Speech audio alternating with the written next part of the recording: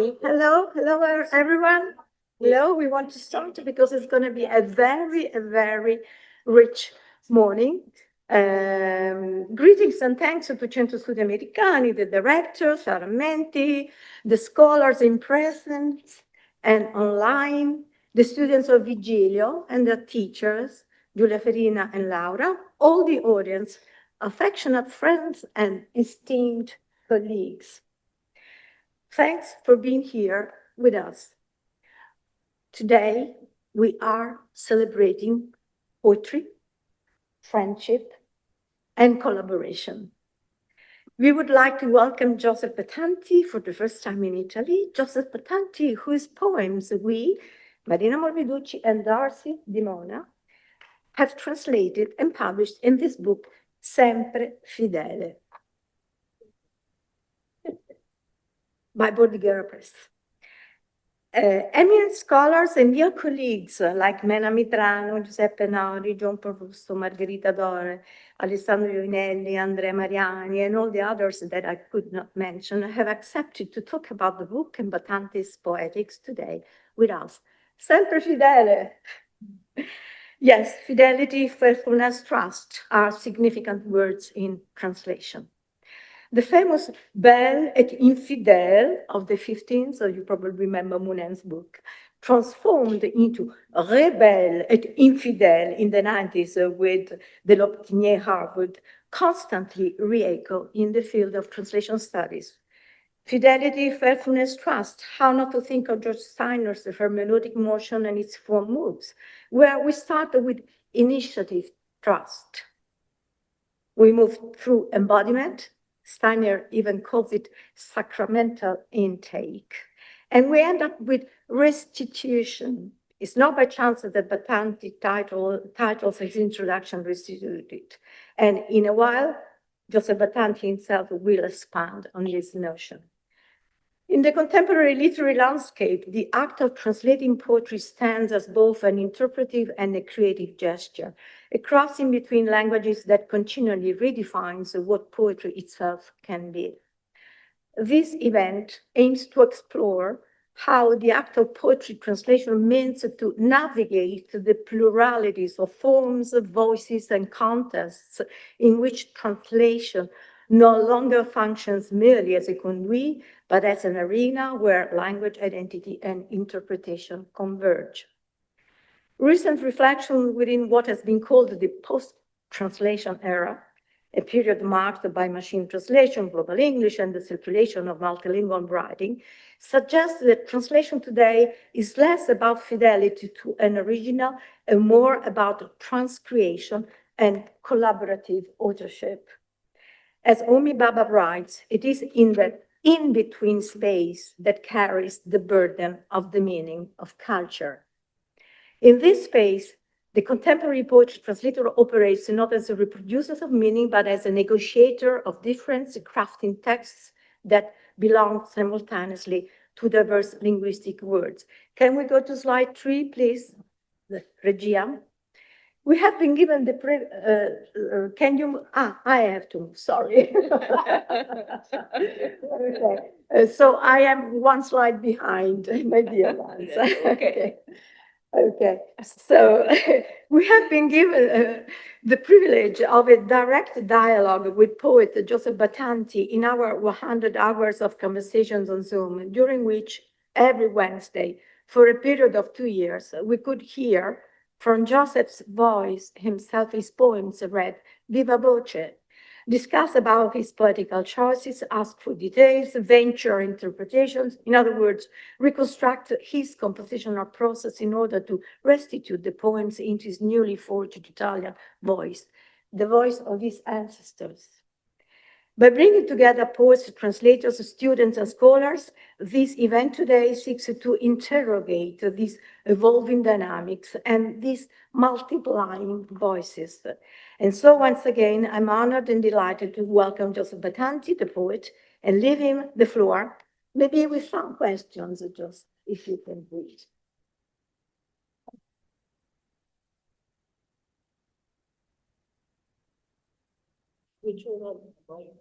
Okay, Joseph. How did you experience our poetry discussions and poetry translations on these Zoom meetings? And you probably recognize the picture on the screen. Okay, it's arms. It's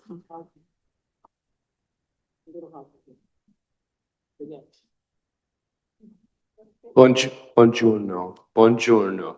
I'm going to attempt to develop a relationship with this mic so that I'm not reverberating. So let me say that again. Buongiorno. It's a powerful honor to be here with you, and I'm so delighted to see all you students. That's just fabulous, and that means you have the best teachers anywhere who would immerse you in this. I should begin by saying just a few things. That photograph up there is my family, my grandfather, who is from Puglia, my grandmother, and his name is Paolo Bathanti. Our name is Bathanti, but when we came through Ellis Island, when my grandfather Paolo came through Ellis Island, this was not unusual, that names were euphanized. Often people will say to me, you can't be Italian because there is no TH in Italian, but somehow I'm still Italian and there is a TH in my name. To the left of my grandfather is my grandmother, Maria Cristina Bocchicchio, for whom my sister, my beloved sister Marie, is in the room, is named after. We never met her. She died in childbirth, roughly in 1920, but we knew Paolo, the mustached fellow over there holding little baby. He was a force in our lives growing up, and kind of a kind of muse without me really knowing he was. And those are my aunts and uncles up there that Marie and all of my cousins, generation after generation, grew up knowing and enriching our lives. In the little boy holding the ball there in the lower left-hand corner is my father. Which is just amazing. I don't have to look up there. I can look right here in front of me. He looks so much the way little Bathanti boys look when they're growing up. And I love especially that he's holding a ball. He's as if he's holding the earth. So I was immersed very much in the Italian world growing up. And I lived in a neighborhood called East Liberty, which was one of those little Italies that you hear about when immigrants come to the New World. And my grandfather came over in 1907 out of Naples on a ship called the Louisiana. We have that ship manifest. I didn't know any of this growing up. I was just like every other kid in the neighborhood. We were all Italian people. We ate exclusively Italian food. We shopped exclusively at Italian markets. I thought that everyone was Italian simply because we didn't get out of our neighborhood very much, to tell you the truth. Sorry, tell them that it was Pittsburgh because they don't know the city. Yeah, and I was just getting ready to dig into that. Somehow my family made it to Pittsburgh, Pennsylvania.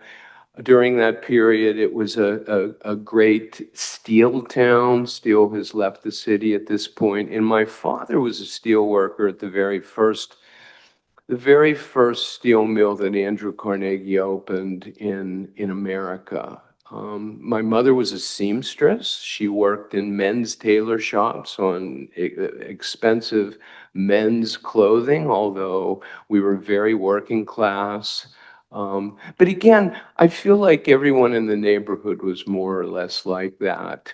So when I started fooling around with writing, and it took me a little while to find a voice, and so those of you who are young translators, young poets, one of the things you have to develop is patience, because these things take a while, but more than patience, you have to develop passion, because you'll be told to quit. You'll be told that this is an impractical thing to immerse your life in, but you have to dig in because you all have stories. And sometimes those stories will surface much later in life. And I think that's what happened with me.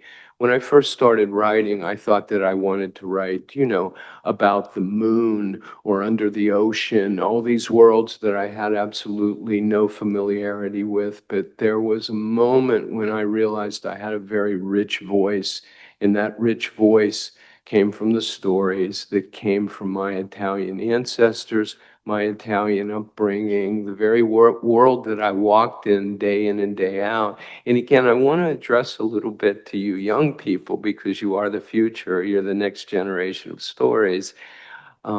It's easy to ignore yourself and your own stories and look outside of your lives and your family because they seem so mundane, maybe not terribly romantic. But when I really, the first, what I think, good poem or acceptable poem that I wrote was after my grandfather. It's called Palo Mio. It's become by default a kind of signature poem. I remember sitting at my mother and father's dining room table once I left home. And I would return, Joan and I, our children, we would return. And I remember sitting there at the table. I had been writing for a while and scribbling a rough draft just on a piece of paper about my grandfather. And something happened in the composition of that poem. I realized that I had opened a vein, a conduit into the past, and I began not only imagining that life, but reimagining it.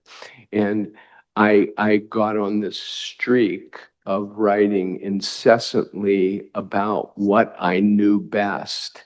And that is something really important, I think, for you young folks, is to authenticate your own lives because you know your own lives very well. And I also feel like, for instance, in Pittsburgh, in my neighborhood, that culture was disappearing. We tend to become homogenized. Immigrant families were asked to assimilate because you didn't want to call a whole lot of attention to yourself. And please, yeah, maybe I'll read the poem. Yeah. And I don't want to be terribly long-winded and discursive. I'd really rather read poems, to tell you the truth. So this is the poem.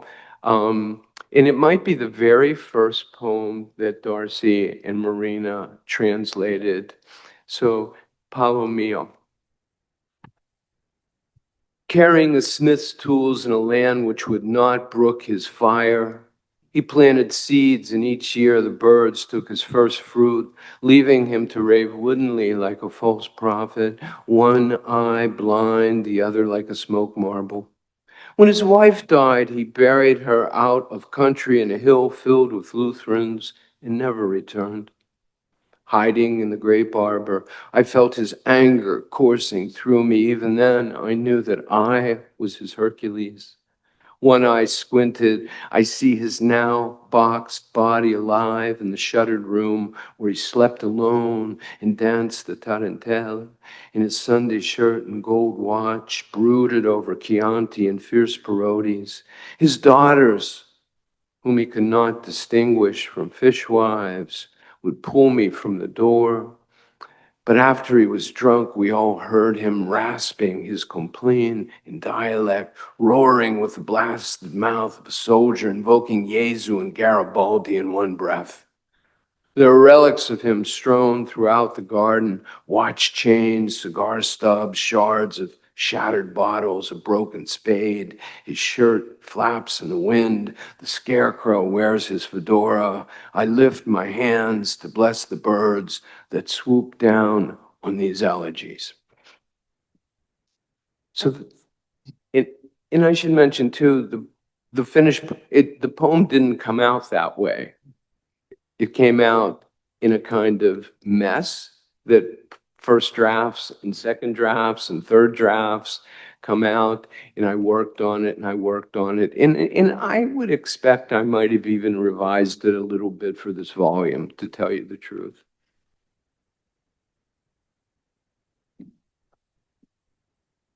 Thank you very much, Joseph, for your Yes. introduction. And sorry if we interrupted you. No, no, not at all. And I, Insert the poem because you were mentioning. yes, and I am thoroughly interruptible if you want to do that. And so let me just say this very quickly to lead us into what's next, because Marina, and I need to say that better, Marina and I corresponded in 2016 over Black Mountain College, which we'll talk about later in the morning and into the afternoon.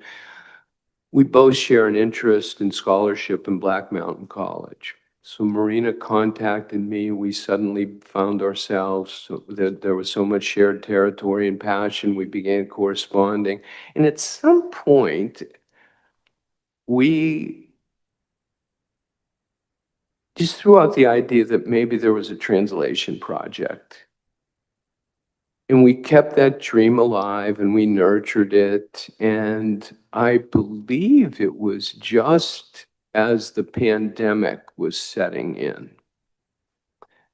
that we decided that we would do a translation project. I don't believe we knew that it would have the scope of an entire book, although that's always in the back of your mind. And we began bit by bit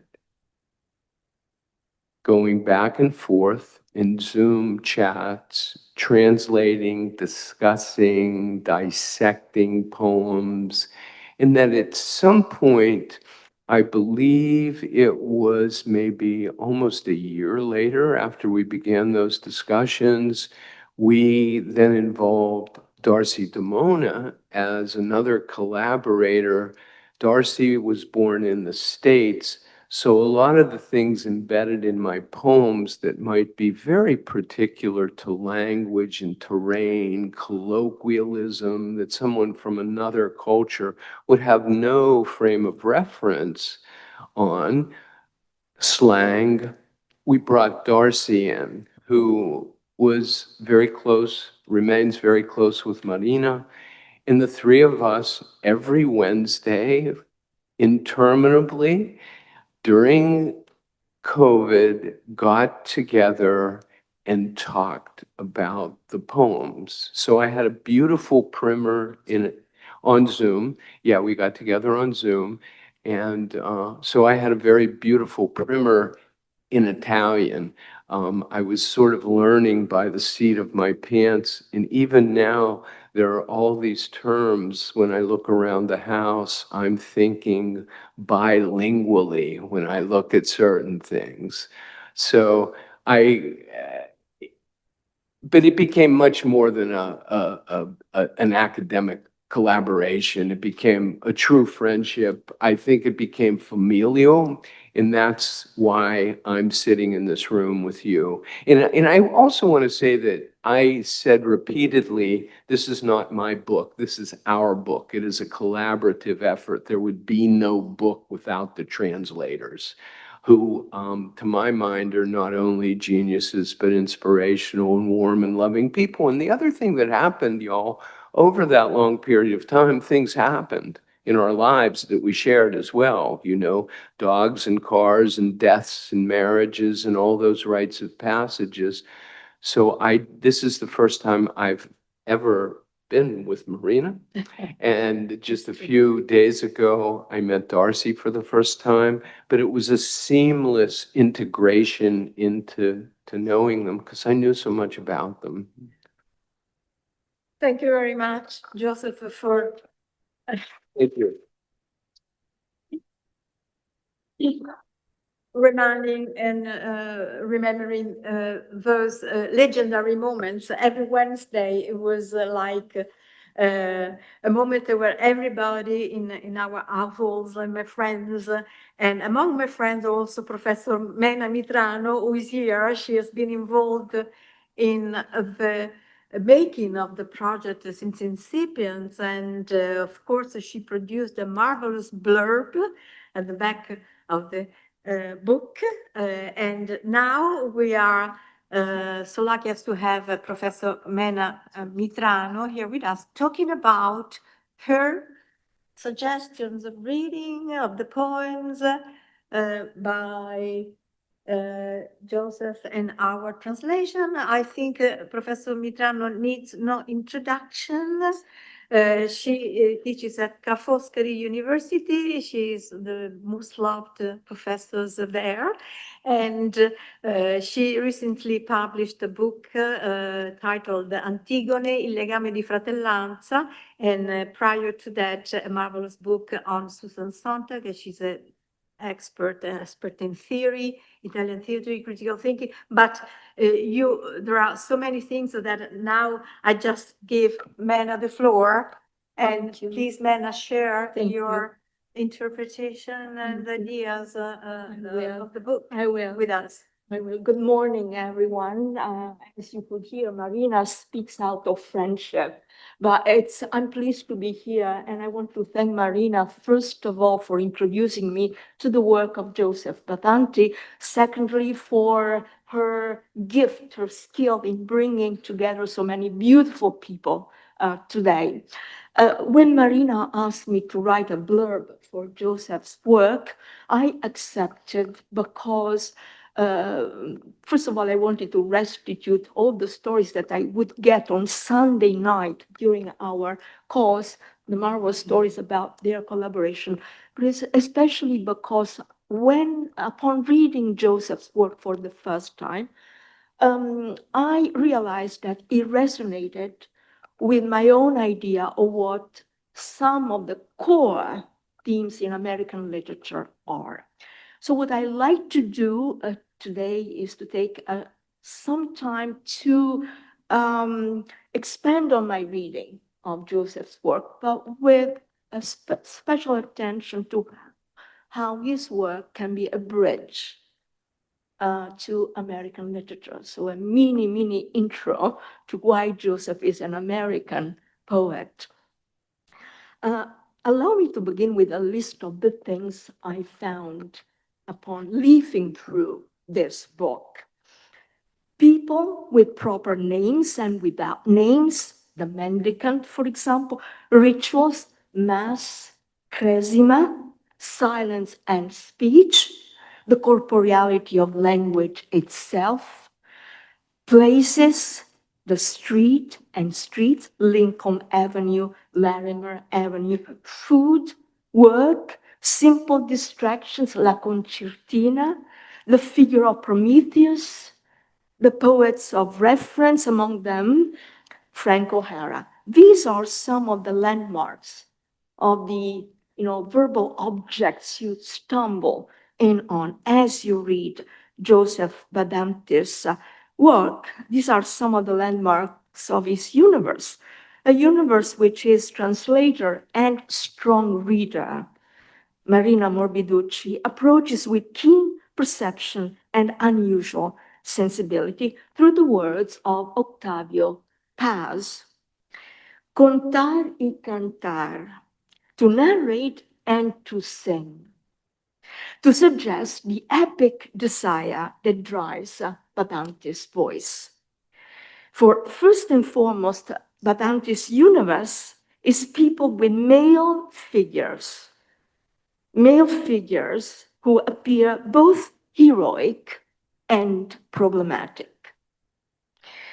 The question of the father and the quest for the language of the father is in an extremely modern sense, in which it might be understood from a classic American author, Henry David Thoreau, to contemporary psychoanalysis.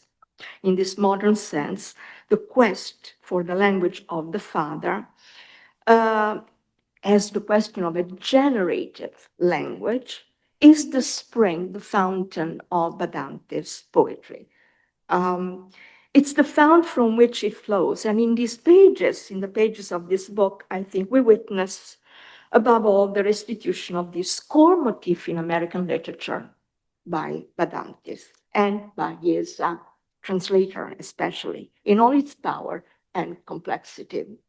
So Thoreau, Henry David Thoreau, how many of you have read Walden, Vita dei Boschi o nei Boschi, tradotta in italiano, Vita dei Boschi? How many of you have read? If you haven't, you know, it would be wonderful for you to read it. Yeah. Right. Right, right, right. Oh, I did not mean necessarily for this event, but if you.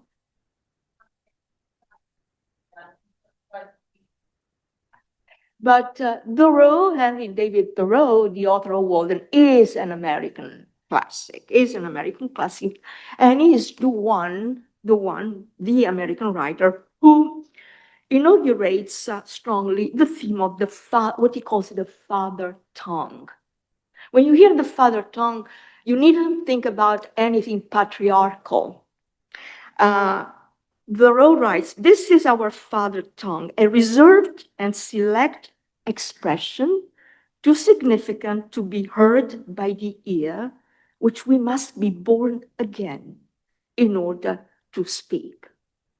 So it's not a patriarchal language, but it's another tongue that allows you a second birth almost. So he alludes precisely to the quest for a generative tongue and the labor passed, and this is the labor passed on to every American writer that is to improve an uncomfortable legacy of fathers who were heroic, think about the transatlantic crossing, but who were also problematic. They were, imperialist fathers. So how do you handle this heritage? There's a great American thinker, philosopher, called Stanley Cavell, who identifies this uncomfortable legacy as what he calls the mood of the fathers, with which every American writer must deal with sooner or later. A mood that is simultaneously of absolute hope and absolute defeat. Hope and failure at the same time. So it is possible, I believe, to hear this core American motif, the core of a memorable distance or a memorable interval from the fathers in Bathanti's collection. The figure of his mythologized grandfather, you heard about him, is woven into the larger fabric of the most heroic of themes in American literature. So this is why I think Bathanti's poetry is not just about the immigrant experience. Rather, if it is about the immigrant experience, it's plugged into a larger canvas. Professor Morbiducci's choices are felicitous. Her translation is a marvel because it conveys Bathanti's self-inscription in its larger canvas. The gesture of writing, where the gesture of writing, the initial inaugural desire comes from. So take Paolo Mio then. You heard the poem, Paolo Mio, where the grandfather's anger, drunkenness, roughness are put into form. The form of sleek, dynamic quatrains. You have read some of them. I won't go into them. But it's a labor of form, a struggle with form. The composition of pieces is almost a composition of pieces and in pieces. The major work of the poet is to resort to, that English is different from Italian. It is an accentual language. So the labor here that is to resort to the accentual energies of the English language and make them to harness a chaos of roughness, a chaos of labor, and the chaos of unfamiliar ghosts. A knowledge that cannot be uttered at a certain point, we read in a poem. There's a knowledge that cannot be uttered. And this knowledge is made to cohere progressively in rhythmic lists. The poetic sequence that gives the book its title, Sempre Fidele, illustrates precisely a faith in form that I think prevails in Bathanti's production. Fidele is an archaic variant of fedele. Joined to sempre, it tempers with time, right? Sempre, always, a timeless time, capacious enough for the logic of memory, for the logic of reflection on memory, which you just performed at the beginning of your speech. Thus, Bathanti manages the return of archaic patriarchal forces and manages to keep them at bay and to beautify them as well. What would be only an ethnic world of men full of anger, of ire, and of powerless women, through the labor of form, is incorporated or sutured into a major American theme. There are times when the labor of form does not help and it causes trouble for the translator. For example, Larimer Avenue, where the attempt to narrate and sing means the effort to harmonize a jumble of messy individual wills that are invested in prevailing one on the other. And where especially the narrative of the poem falls on untranslatable names because they are historical names of streets, names of places, names of people, they are untranslatable and therefore bespeak the situatedness of the poet, the local anchoring of the poet. But I like to skip to a real turn I experienced when reading the collection from this major epic theme. And it's in High Mass. High Mass is a beautiful, beautiful poem, which marks a turn, I think, in this collection. It's a marvelous counterpoint to another poem by another great American poet. If you haven't read him, please do. Wallace Stevens, the author of a poem called Sunday Morning. And Bathanti's High Mass is a counter Stevensian Sunday Morning. The poem centers on the mother at her vanity, preparing herself before Mass, brimming with sensuality, the sensuality of a Venus at the mirror. And this poem, this image especially, encapsulates and seals the felicitous encounter between faith and form, which for you may be a lay faith in form, but the theme of religion is very strong here and would deserve further reflection. The delicate image of the mother looking in the mirror, conscious of being looked at, a beautiful woman conscious of being looked at, represents a climate in this account of the poetics of the ascent to poetic subjectivity. This is a story about how to become a poet,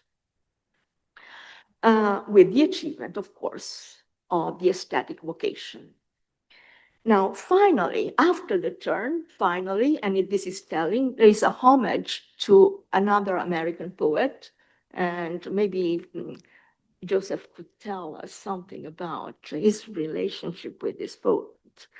Frank O'Hara, if you haven't read Frank O'Hara, please do. Frank O'Hara is known for his so-called lunch poems. Poetry where he tried to mimic the rhythm of daily life, a conversational English, often informal, to recreate on the page not only the stream of our thoughts, but the sequence of multiple feelings, multiple sensations that we experience, especially as city people. Frank O'Hara was the quintessential city poet living in New York. The places of the city and the movement through those places determine the arrangement on the page. The poem becomes a dynamic, like it mimics a walk through the streets of New York. And Joseph pays homage to Frank O'Hara, and in paying homage, all of a sudden, a glistening, gorgeous quality shrouds the ordinary and daily life in your own writing. As I wrote in the blurb, Sempre Fidele is the record of a poet's search for beauty. And I hope I have at least introduced some of the landmarks of this search, some of the steps of this journey. Thank you very much.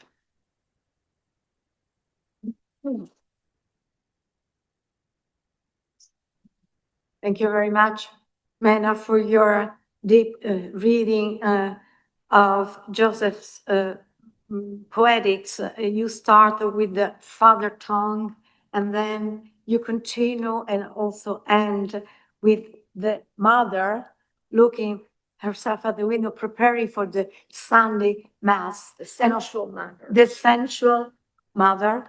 And I'm sure that perhaps Joseph wants to shortly reply to these provocatory hints for reflection, because then we have John Paul Russo connected with us. So please, if you will have a Q&A session at the end in any case, but perhaps you want to Yes. say something immediately, and then we go to John Paul Russo.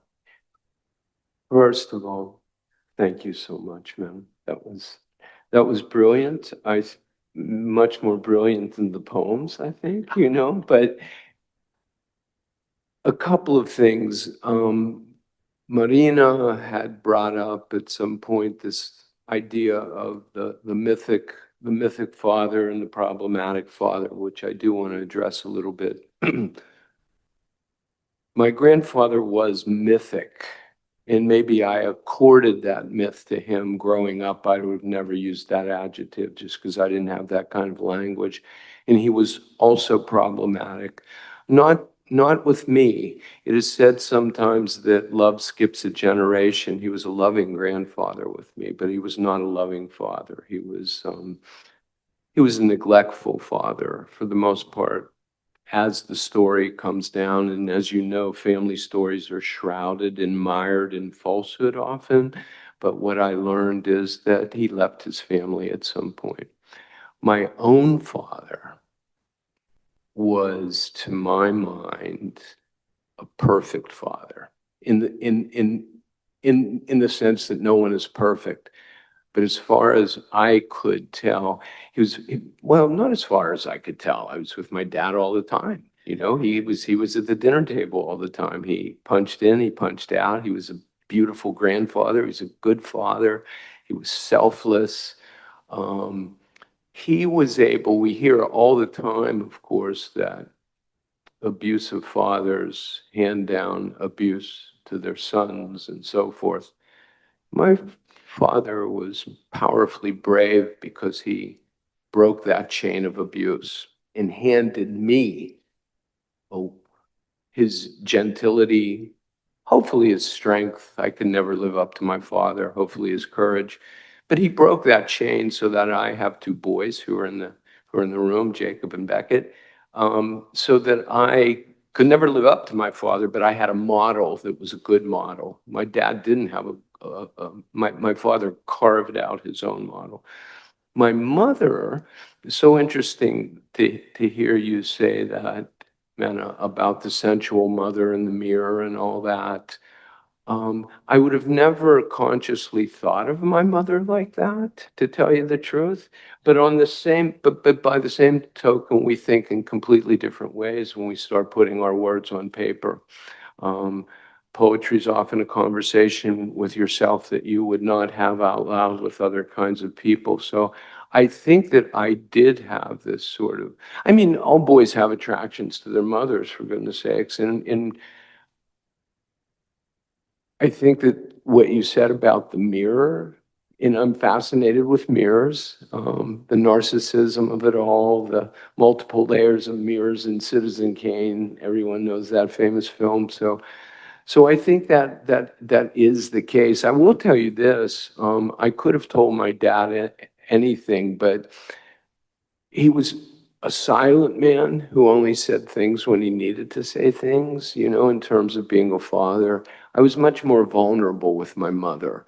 I would have never, you know, if I was blue or if I was upset, I would have allowed myself to be that way. But I felt because I was a boy in the world that I grew up in, I was born in 1953, that I would have never told my dad that maybe I was afraid or I was sad, even though I could have, and he would have responded appropriately. So I think that there is that kind of dichotomy, at least in maybe boys my age growing up, because a boy had to be a certain thing. Thank goodness that has changed for all you boys in the room, that you're allowed to be to have a heart and to be strong at the same time and to be vulnerable. So thank you very much for that close reading. I'm so flattered. Thank you for your conversation, for your dialogue. Now we're heading to John Paul Russo, a professor of classics and English chair. Regia, can we connect with John Paul Russo, who is talking on Zoom from Miami, if I'm not wrong? Can the Regia, Stefano? Okay, is he connected? He's connected from Miami. I think it's 4:30 over there. So if there are some, meanwhile, I will shortly. Okay, John Paul. Hi, John Paul. Hi. How you doing, John Paul? Can you talk? Can we hear John Paul? Is he allowed to the audio, Regia? John Paul Russo, professor of classics and English chair, Department of Classics, University of Miami. Scholarly areas, poetics and critical theory, history of classic tradition, Italian-American cultural studies, 20 and more pages of CV for such an outstanding scholar. Osservatorio di Letteratura e Cultura Americana, more recently 2020 in Milan. His new book on Scorsese's first masterpiece, A Mean Streets at 50, Italian-American, and then his books on redemption in Francis Ford Coppola's The Godfather, Part 3, 2, and 1. So I cannot continue. John Paul, thank you for being with us. And I know you want to say something great.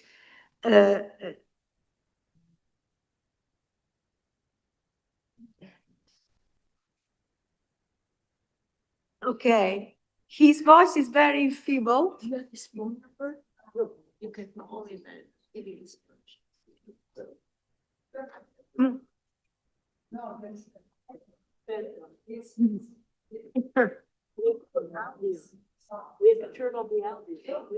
John Paul, can you turn on your audio where there is the microphone and then you see a red? No, but the audio is on. The audio is on. John Paul Russo. Yes, maybe the technician can himself give John Paul's audio. Okay, I'm gonna see if I can help him.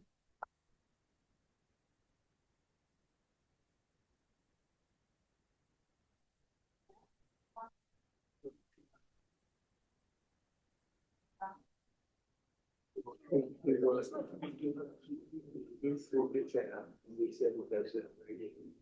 worry was that the university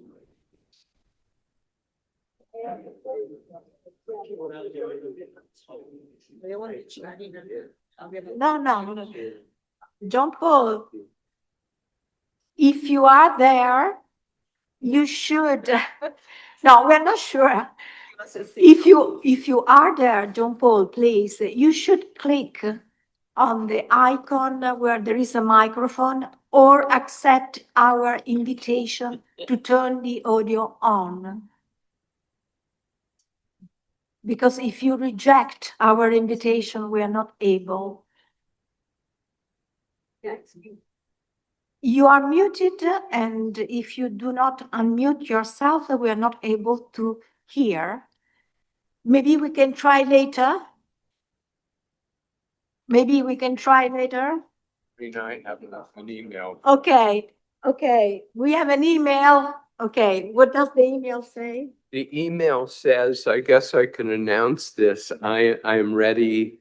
Hope there are no glitches. I will send you my text in 20 minutes if something goes wrong. Maybe someone can read it. There's endearments that I'll spare you. And let's see, here's another one. Joseph, I can see and occasionally hear, but I don't think anyone can see or hear me. What to do? Yes. Okay. Okay. He's unmuted. Yeah, John Paul is muted. If he does not unmute himself or allows us to unmute him, maybe this is what you can tell him. Yes. But meanwhile, we can go on and then we can fix it. Okay, so now he has 10 minutes time to fix it. Okay, so the technician can give us the main screen meanwhile, and we can go on. Stefano, mi può ridare lo schermo grande nel frattempo che il professore John Paul Russo cerca di sistemare il problema tecnico? Noi andiamo avanti con la successiva docente, professoressa Margherita Dore, associate professor at Sapienza University of Rome. She is the author of Humor in Audiovisual Translation, Theories and Applications for Routledge, a very famous book, which was even translated into Chinese in 2023. She's an expert, I don't need to read your CV, Margherita, an expert in AVT translation, audiovisual translation, especially humor. And she dealt with Camilleri's versions for the British and American language. Very interesting author. Anyway, more recently, she wrote on creativity in pivot audiovisual translation, Parasite, subtitled and dubbed in Italian, and other books are, and other articles, very, so an expert in translation studies, Margherita. Can you tell us your ideas on Sempre Fidele and Yes. other poems? Okay, thank you very much for inviting me to be here today. And I kind of speak from a vantage point here because I'm well, Marina and Darcy are among my closest Roman friends.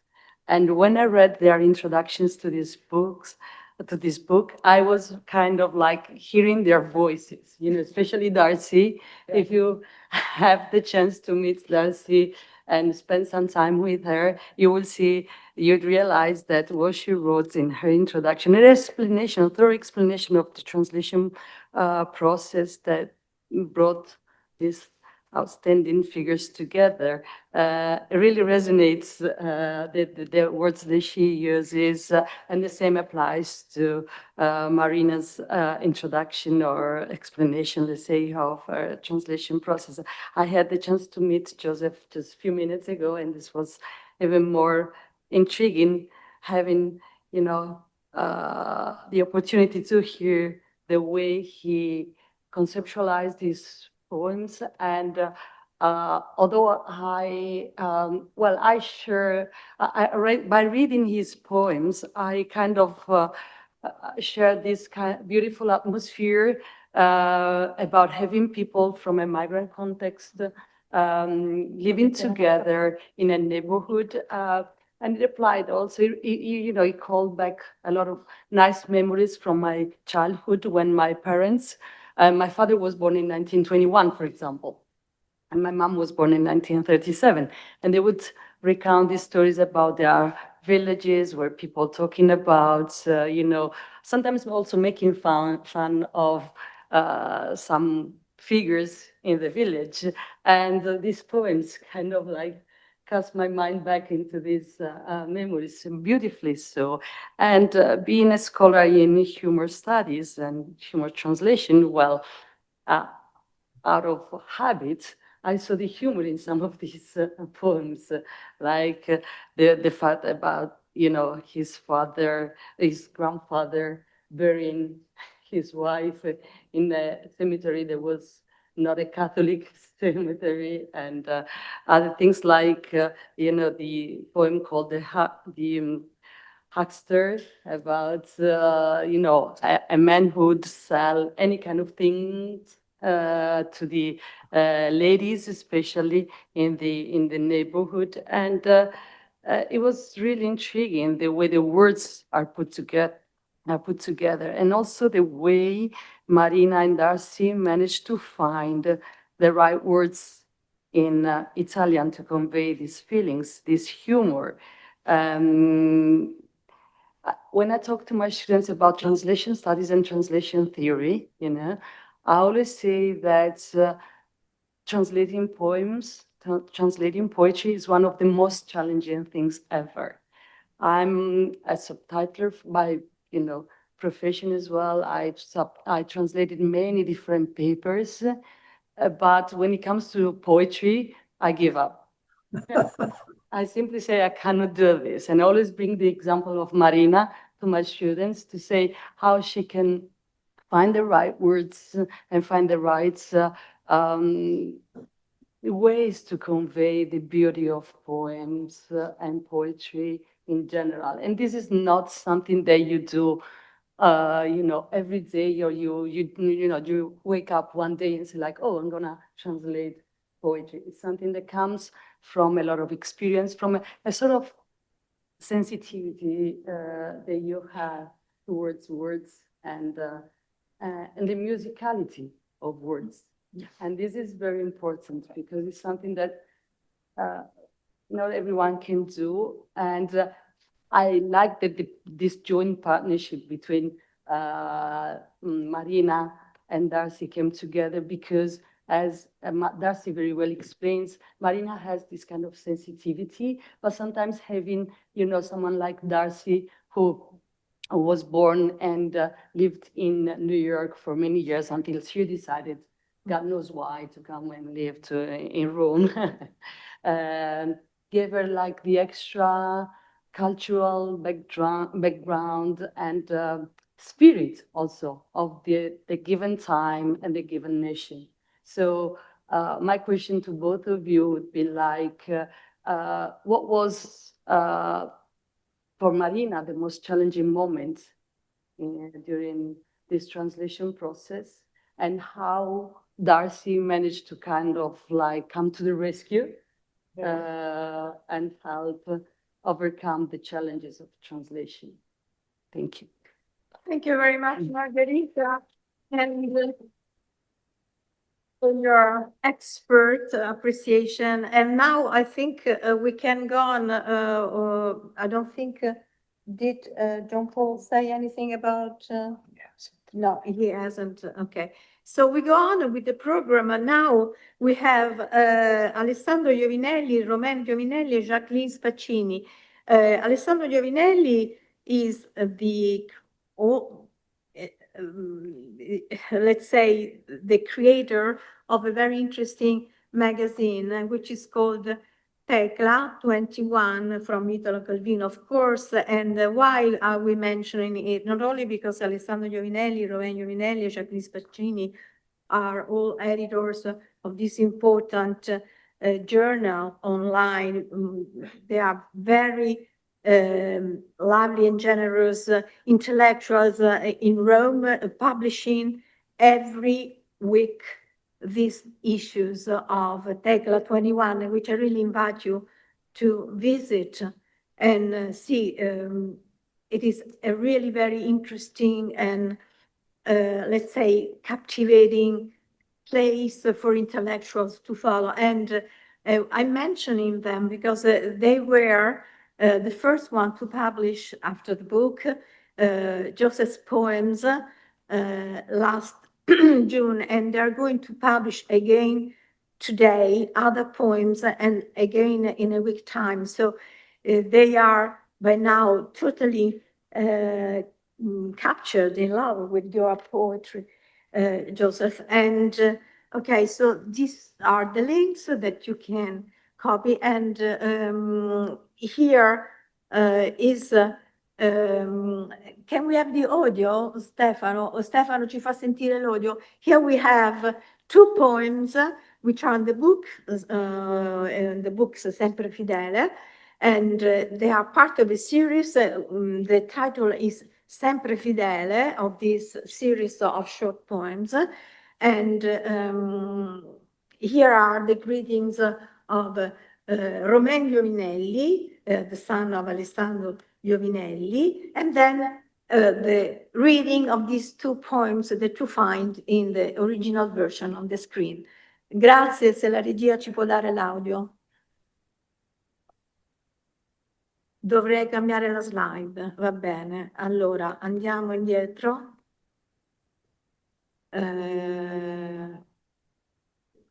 Si è bloccato tutto, chiudi il programma? Chiudi e riappiangiamo. Must be the influence, the transatlantic influence of John Paul from Miami. This is the wicked wave of the Atlantic Ocean. But we know we are conveners of different various conferences, and we know that it's always Good morning. My name is Roman Giovinelli, and I'm the son of Alessandro Giovinelli, who is the editor of Tecla 21, an online magazine that covers culture for the many expressions that characterize our civilization. We make good use of the web, which allows us to reach readers even from far away. Also, we publish texts in other languages. And for this reason, we had the immense pleasure and honor of publishing some poems by Joseph Bathanti in February of this year, and we'll publish others later on. The most recent ones were published today, accompanied by translations by Marina Morbiducci and Darcy di Mona. Unfortunately, Alessandro Giovinelli was unable to attend this presentation because he had a long-planned operation scheduled for today at San Andreas Hospital. However, he asked me to extend his greetings to the poet Joseph Bathanti, congratulating him on the publication of this book, which will help the Italian audience understand his important poetic work. Before I leave you to listen to the beautiful translations that we published on Tecla 21, I'd like to join my father in expressing my admiration for Bathanti's poetry. Thank you.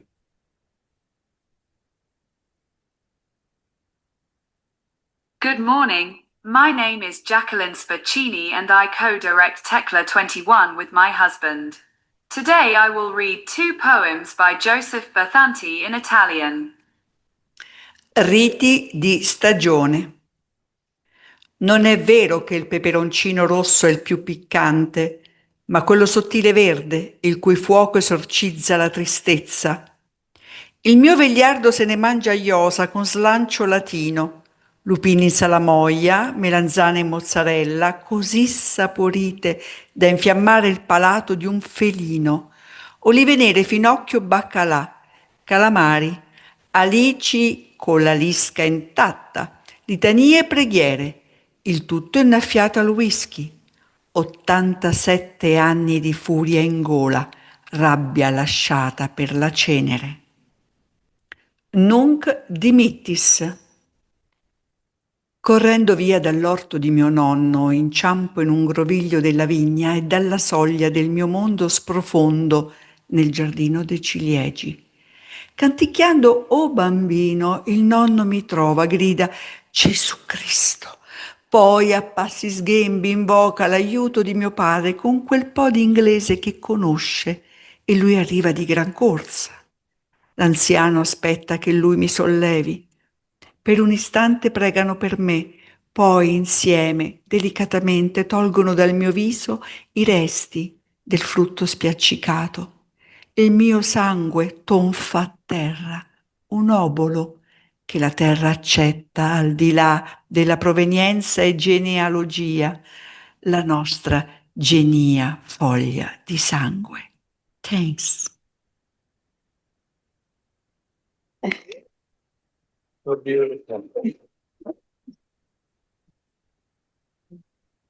Thanks to Jacqueline Romani and Alessandro Iovinelli, Jacqueline Spaccini, who read the poems, is also, by the way, a professional actress, and you might have realized. And in fact, we wish we could have more poems read by Jacqueline. And they are not here today because Alessandro had this long time planned operation at Sant'Andrea Hospital. Romain is heading to Valencia because he's a very vivacious intellectual, and Jacqueline is taking her son to the airport, but maybe they are connected. In any case, we are connected with them and with their work as editors of Tecla. Now, what shall we do with John Paul? Joseph, did you receive an email about his contribution? I'm here. You are here. Oh, great. La regia. Ci può dare John Paul Russo cambiare lo schermo principale al collegamento? I can see myself. Horrible vision, but I cannot see John Paul. But anyway, John Paul, as long as we can hear him. There I am. Okay. We have audio. There he is. Hey, John Paul, we can see you. Hi. That's a kind of victory Okay. over the. Okay. John Paul, the floor is yours. Thank you for joining us. I wanted to say a few things about the poetry. I understand the choice of Sempre Fidele in several ways. There's scarcely time for one of them, so permit me to mention the first three, then concentrate on the fourth. To begin with, he's been unwaveringly faithful to his religion in his life and his writing. Second, his poetry and fiction are a testimony to the special Italian religion of the family. Indeed, his family crossed the Atlantic to be with us today. Third, Sempre Fidele is the core of the intimate portrait of Little Italy, East Liberty, Pittsburgh, but also of the broader communities to which he has belonged, the domestic Peace Corps Vista, which resulted in a lifelong commitment to the teaching of poetry to prisoners. And also, he has been the poet laureate of North Carolina for 2 years and gave 250 readings of poetry, which is one every 3 days. That is also a part of his community. But my subject is of this modest intervento is that Joseph Bathanti has been faithful to his craft. His career has never flagged. His resume shows a steadily accumulating output over the decades. There are no gaps in 40 years. Year after year, the body of his work in both prose and poetry has expanded into an ever larger canvas. Dana Gioia once said on this subject, Italians take their art seriously. The traditionalists tend to be as passionate and argumentative as the revolutionaries. Moreover, craftsman as he is, Bathanti did not rush into print. His first book of poems appeared in 1986 when he was 33 years old. Then followed 25 books in prose and poetry to this year.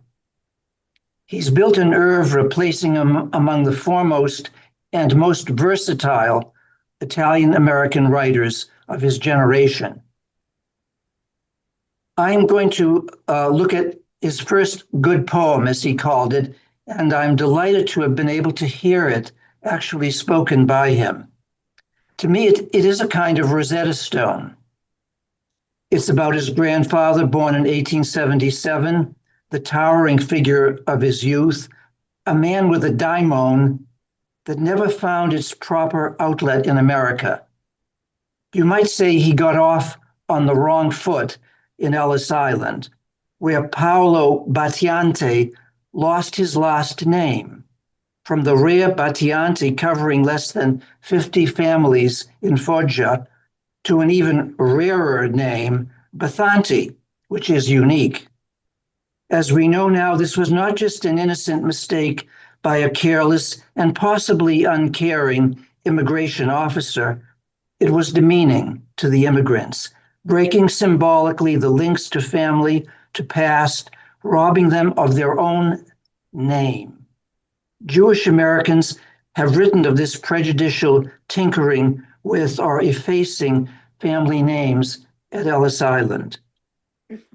In the poem, Paolo is introduced at once as ready to go to work, carrying a smith's tool in a land which would not brook his fire, would not put up with his anger. His blacksmith's tools and his use of fire in his trade were already obsolete in industrial America in the early 20th century when he arrived here. It left him exposed to a job market, an angry man from the start, displaced and dispossessed. Paolo Bathanti was at least 30 when he emigrated. Age may have had something to do with his difficulty in assimilation. His character had more to do with it. He refused to speak English. Of all groups of immigrants, the one least studied are first-generation men and women who had difficulty adapting to the new land and language, let alone feeling at home. The poem bears this out. He tried growing grapes in Pittsburgh, and the birds took the first fruit, leaving him to rave woodenly like a false prophet, one eye blind, the other like a smoked marble. It is a hard eye, the hardest, but his smoke from his trade has taken away its luster. The blind eye, however, sees inwardly, as the blind poet Milton writes. The gods do not lie to us, but the ancient prophets are still not believed because their prophecies are so unpleasant. One thinks of Cassandra or Tiresias in Sophocles or T.S. Eliot, but also the Hebrew prophets.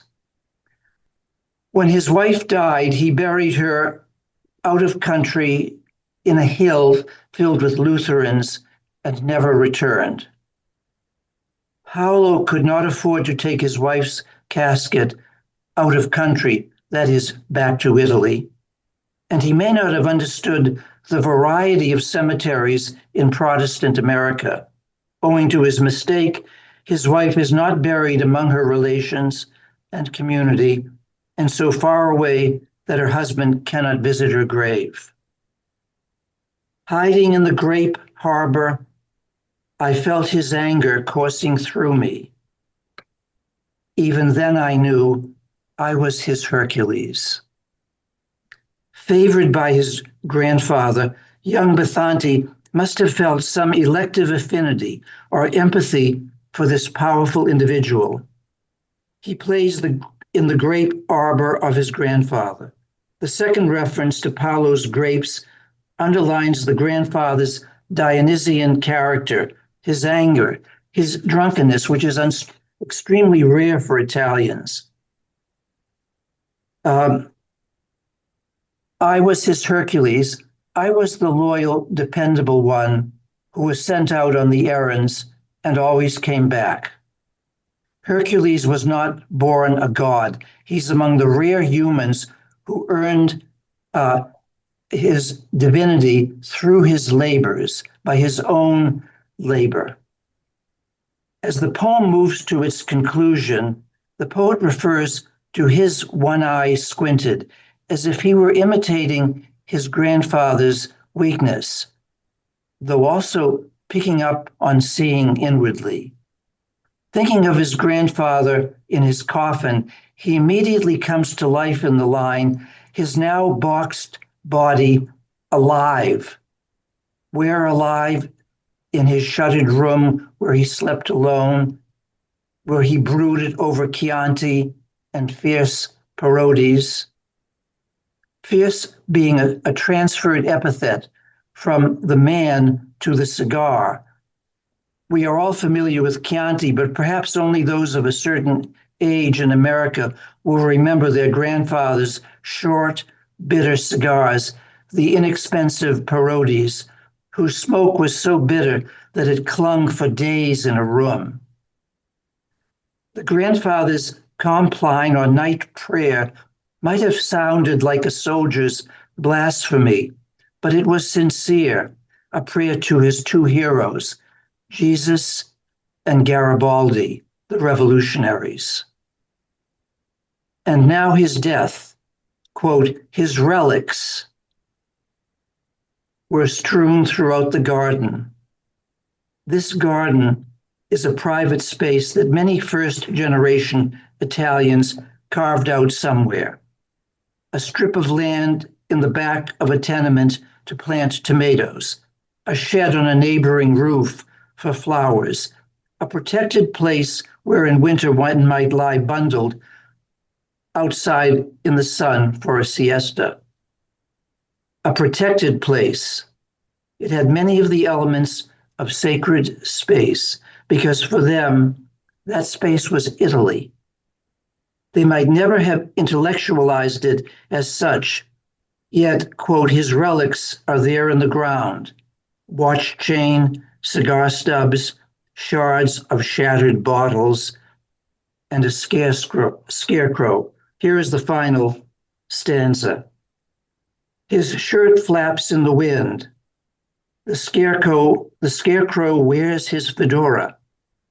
I lift my hands to bless the birds that sweep down on these elegies. Scarecrows are Egyptian in origin, but were picked up by the Romans, who placed protective gods in fields and gardens.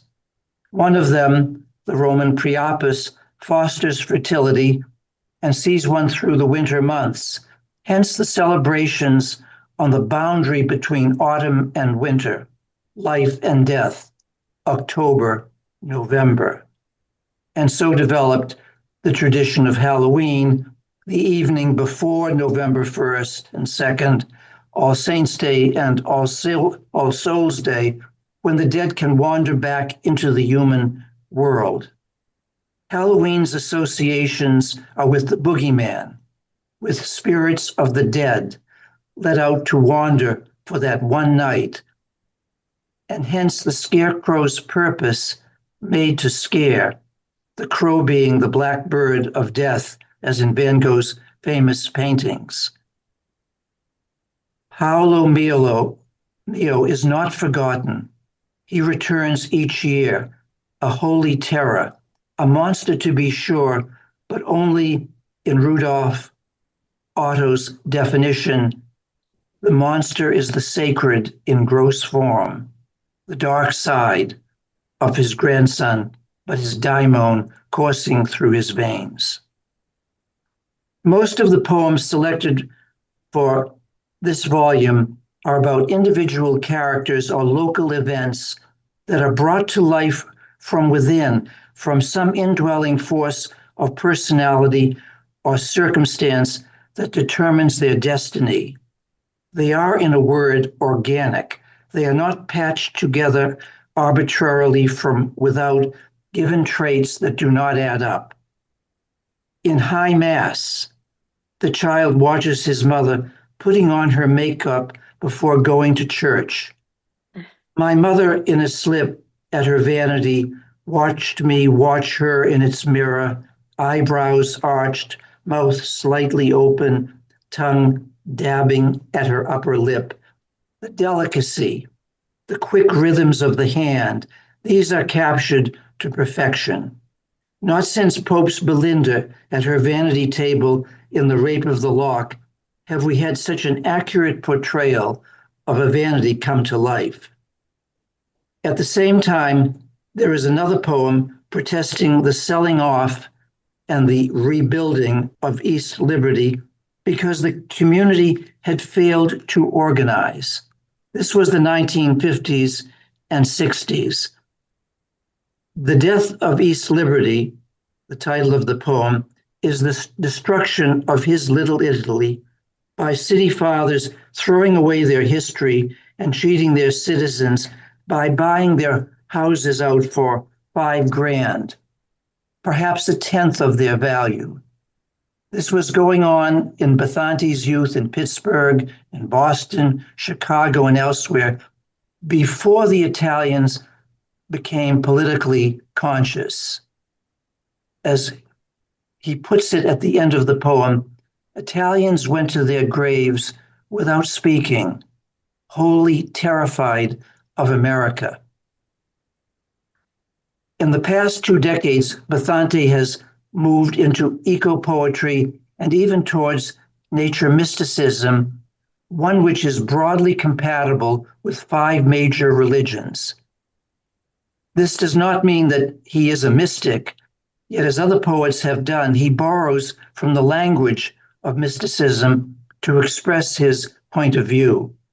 For example, one example, Bathanti espouses a nature mysticism in which all things link up among themselves, the whole coalescing around an epicenter of spiritual consciousness. At the heart of his book on raising his recent book, it's called The Sacredness of Nature and Eternal Peace are expressed through the symbolism of the lamb. Bathanti cites the 23rd Psalm, "The Lord is my shepherd," and Blake's inimitably delicate, "I a child, and thou a lamb, we are called by his name," from Songs of Innocence. Combining his nature mysticism with his ecological mission is his light at the seam, which on the page is a simple, narrow column of words. The seam, something that separates to connect. He is gazing upon the blacktop crest of Pine Mountain, Bell County, Kentucky, which has been so scarred by the mining industry as to be all but ruined, though the mine is somehow still running. In the 19th century, the sociologist Gordon Mayfair asked, "What is the most important thing to come out of a mine?" And when no one could answer him, he answered the question himself, "The miner." Joseph Bathanti says something very similar, but in the language of mysticism. Out of the gauze lavender fog, the wakened sun swoons in white robes. Jesus, flanked by Moses and Elijah, transfigured up into a high mountain, apart, deep within. Miners suspire, shake light at the seam. The miners, in the end, can see the faint traces of light that show they have finished their long labors and are finally free. Thank you. Thank you very much, John Paul, for your deep reading and providing critical, biographical, and cultural perspectives to the poetry of Joseph Bathanti. Thank you very much for joining us at such early time in the morning. Really appreciate your contribution. You are our hero, you know. Here in Rome, you have 20 students from Liceo Classico Virgilio who are saying hello to you. Please say hello to John Paul, your students. Okay. That's been really enlightened by, we too as well by your reading. Thank you very much. We continue the program. We are slightly behind schedule, We have Professor Andrea Mariani, who, in addition to, can we have the main screen, please? Stefano, possiamo avere lo schermo? Okay, Professor Mariani, who, in addition to his more than 100 articles and 4 books, is also a poet. And I'm glad to say that he published poems with beautiful, beautiful poems, really. 24 poesie in 2021, and in 2023, Echi di umori e pensieri. That's why we really captured him, even for this part of the program, to respond shortly to the many ideas and stimuli that have been given. And then we will finish with the students of Virgilio, who will talk about two poems that they have selected. Okay, so Andrea, please give us your ideas on the poetry of Bathanti and the program. Thank you very much, Marina. I'm very glad to be here and to take part in this meeting. I have to start saying that I have to confess that I was exposed to Bathanti's poetry only 3 weeks ago. So instead of saying wonderful things like those that my colleagues have said so far, after reading and pondering and translating your poems, this short talk of mine will only be a sort of immediate reaction after a first reading of the wonderful book, the bilingual book that is the protagonist somehow of today. It is, the first impression that I got is that it is a book full of stimuli, endless sources of stimuli, of ideas, reactions, of interlinguistic and intertextual discourses, discourses on translation, on language, on the tongue. There is, for instance, a couple of lines when Bathanti says, "Tiny apples that tasted so much of a foreign tongue." This problem of the tongue, of the language, and of the language which can and cannot be trusted. It is also a poetry of silence, of embarrassment. And I know what a poet means when, in spite of all his attempts, his struggle, the words somehow do not react enough and must be squeezed. And sometimes silence is more important than the words themselves. Of course, it is migrant poetry in a way, in more than a way. It is poetry of memory.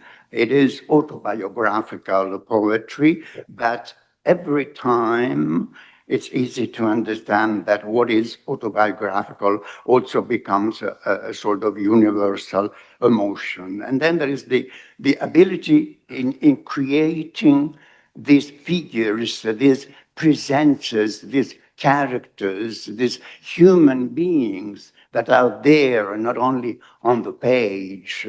A naive reader like me can figure these characters in front of me after just reading on only once. I also found out of all the interesting things that Marina and Dimona have written in the first part of the book, a quotation from Marina Camboni when another Marina Camboni says that she was struck by the synesthetic images that she finds. And that's another thing that intrigues me very much, because synesthesia is one of the major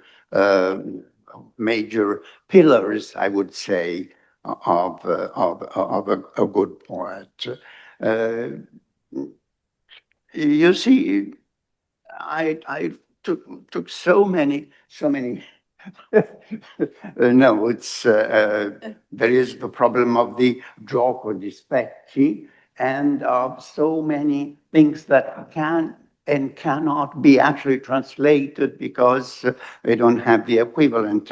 In this case, I refer in general to what Derrida said when he corresponded with Gadamer about the problem of translation. Derrida says that translation is l'espace de l'hospitalité. So in this case, the difficulty was to host Bathanti's language and poetry in a language which somehow had hosted him or his ancestors. So it's, in a way, it's a double hospitality in this case. And then I conclude saying that I consider Joseph Bathanti also a great master of prose, and it was enough for me to read the last two lines of his sort of introduction or self-interview when he somehow interviews himself and wrote of the Institution. Hearing from Marina's and Darcy's mouths, the translations of my poems, the oral splendor of the Italian language that chanted the glorious refrain of my early life among my Italian parents and the old Italian people in the neighborhood has been perhaps the greatest gift of all. And then he concludes using the term thrill. So thrill is probably the best way to conclude my reaction to Bathanti's poetry and prose. Thank you very much. Thank you.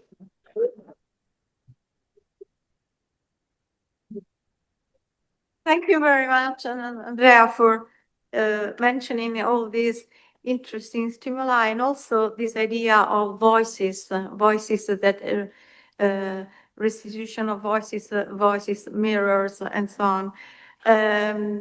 Thank you very much. Now we would like to conclude the program with the contribution of these marvelous students of Professor Giulia Farina.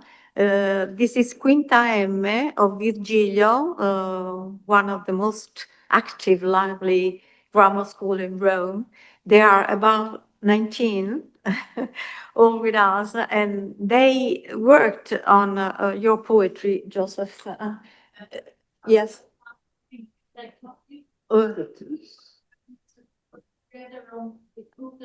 Yes. Yes, there was occupazione. Okay. Okay, so I think we can read and then shortly talk about two poems that I've heard. One is The Witch, La Strega. Okay, and the following one, well, I do not want to anticipate. So now, please, can we read the Italian translation of La Strega and then maybe hear a couple of words of commentary from the student? Eleonora. Eleonora, can you turn on your mic? Okay, don't be shy, Eleonora. I know you are in this outstanding with outstanding scholars audience and lineup of speakers, but Eleonora, we want to hear your voice, please. And meanwhile, we can have the poem handed out to the people who are here. Okay, Eleonora, go on. Dopo la mascalzonata, lei restava in piedi, sui vetri rotti nel cortile pieno di fuliggine, a Shakespeare Street. Lì tiravamo pietre per rompere, le finestre di fonderie dismesse. L'odore dolciastro della National Biscuit rilassava ogni pila di mattoni e metallo torto. Il nostro gioco favorito era uccidere. I nostri libri preferiti? La morte. C'era stato inculcato. Dio è amore. E noi la sua faccia rugosa e le mantelle attorcigliate che si innerbavano nel nudo cielo per toccarci. Ma non la vedevamo perché nei nostri occhi c'era sangue. Ne sentivamo la monodia provenire dalle impoverite labbra, della follia, per quella fuga d'amore di tanto tempo fa, prima di noi. Sentivamo solo i suoi incantesimi sdentati, basta, per piacere, zittiti dal rimbalzo delle castagne, tirate dalla sua unica stanza stregata. Ok, bravo.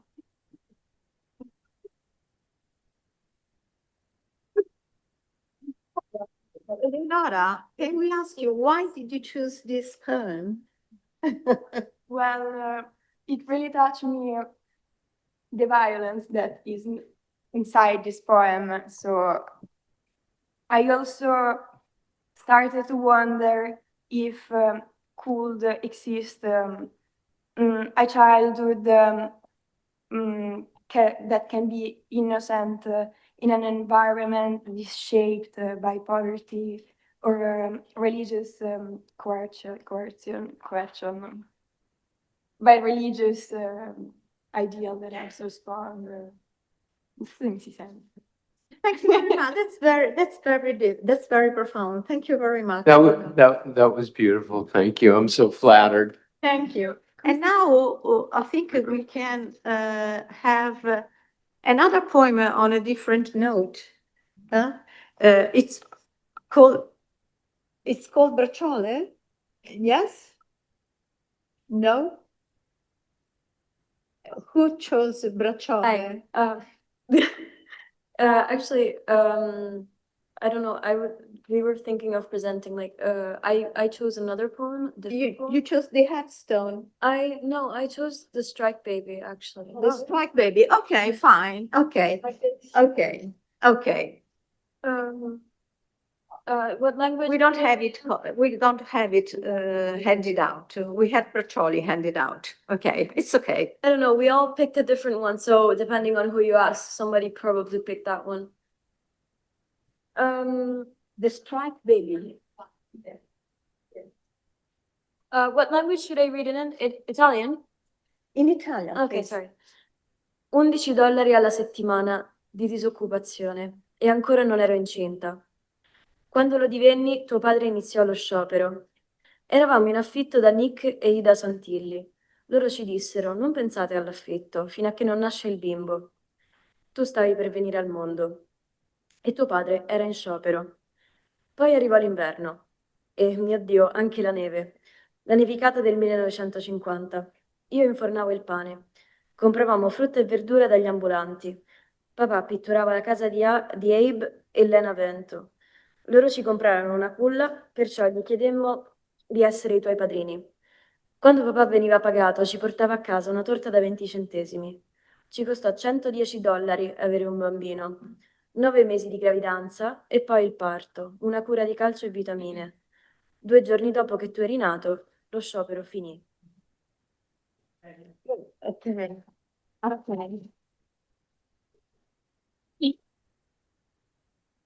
What made you choose this poem? I liked that I don't know if I can address it to you.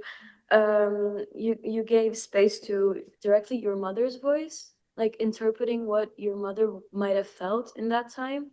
Or maybe I don't know if she told you about that time directly and you chose to report it in this way.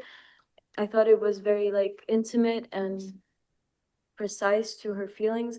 And also I like that it kind of highlights the strength in community that immigrant people find. When you say that, when your mother technically says that you were renting from 2 people and they said that you didn't have to pay the rent for as long as your mother was pregnant, and that you went on with life by being helped and helping the people around you. And I thought that was a thing that is a very real thing for Italian culture, but also immigrant culture, where communities form and they help each other. And I think it's a very special value that we should keep, Thank you. May I just say,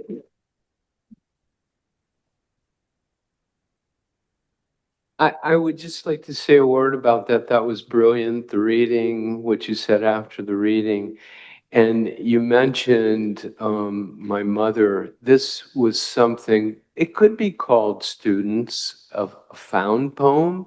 I talked habitually to my mother and father on the telephone once I left home in 1976 and never returned to live there. And one day, my mother told me the story in a conversation. She didn't know, but I was copying everything she said. So this is literally transcribed right out of my mother's mouth. But I should tell you, this is poems about my sister Marie, who is right over here, Marie Reese. And yes, and and in terms of poetic voices, I made it me only because I couldn't find a clean rhetorical way to tell that story without saying, my sister, my sister, my sister. I didn't want all those syllables. I was a much cleaner way into the poem.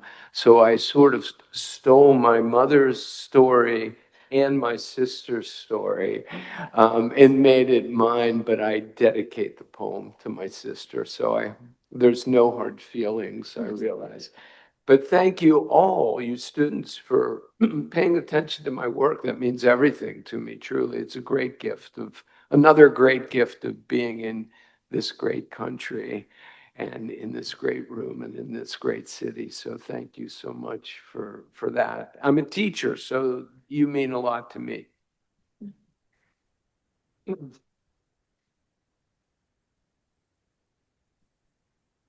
Hey, I think at this point we have concluded the first part of our morning together, unless I thought Braccioli, Involtini were going to be read and prepared for us given the time, but perhaps we better have a coffee break rather.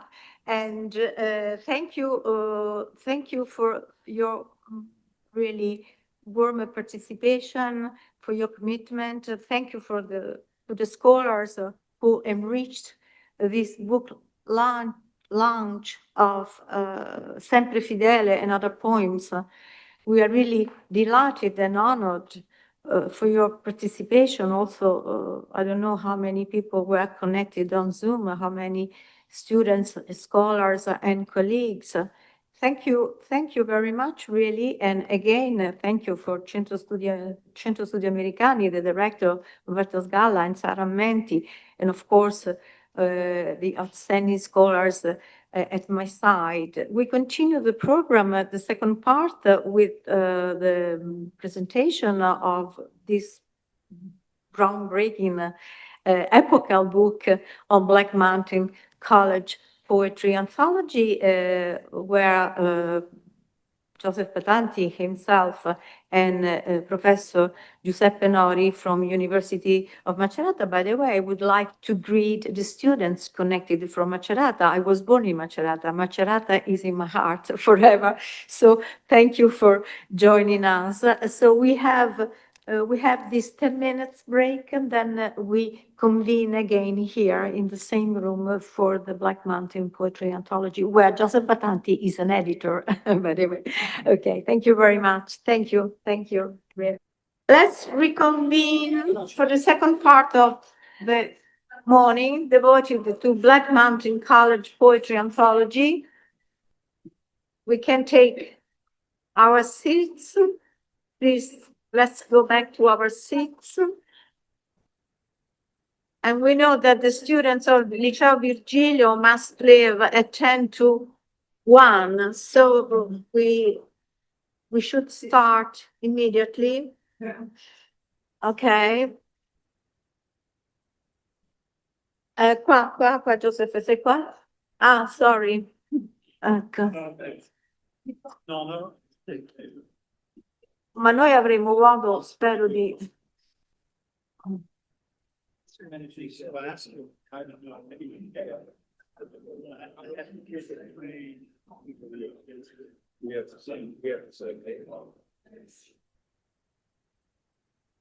Ok, posso pregare il regista Stefano di iniziare la registrazione. Non abbiamo speakers su Zoom, Stefano, però abbiamo forse un pubblico che è collegato e poi sicuramente degli interventi dall'estero che mi sono stati annunciati sull'ultima parte di questo programma.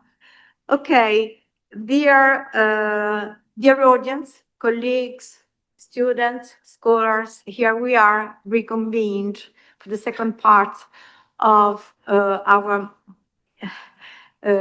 morning focused on Joseph Bathanti's personality, poetics, poetry, and also scholarly experience and expertise. In fact, we are going to talk about Black Mountain College Poetry Anthology, edited by Black Holly, Alessandro Porco, and Joseph Bathanti. And the program is organized as such that we'll have a first, let's say, critical appreciation of the importance of this anthology, which completely changes the canon of such an important poetic movement.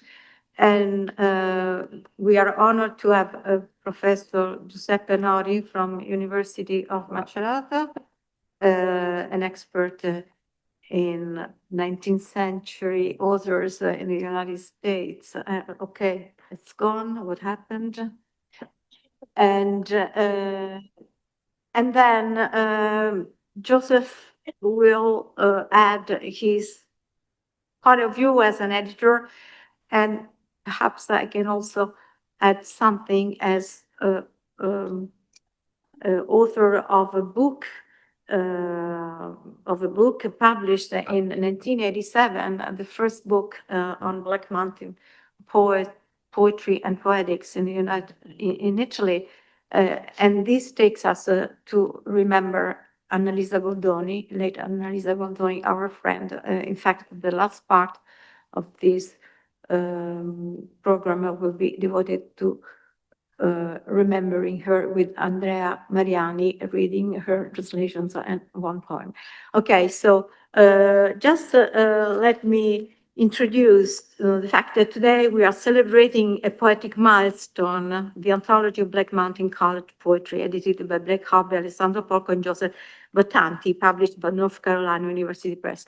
Just let me start with a very short story. Last February, I had the privilege of receiving the anthology of Black Mountain College Poetry, a 450-page landmark volume sent from the United States by Joseph Bathanti, who is here today. He is, in fact, one of the three editors. This is not just a collection of poems. It is a reimagining of an entire poetic canon. It brings to life the radical, interdisciplinary, and fiercely original spirit of the Black Mountain College movement.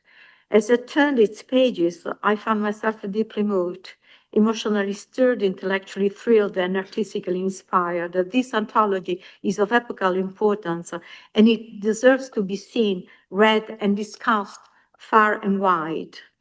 Having published as early as 1987 a book on Black Mountain College together with Annalisa Goldoni, I feel a sense of responsibility to help give this work the visibility it merits.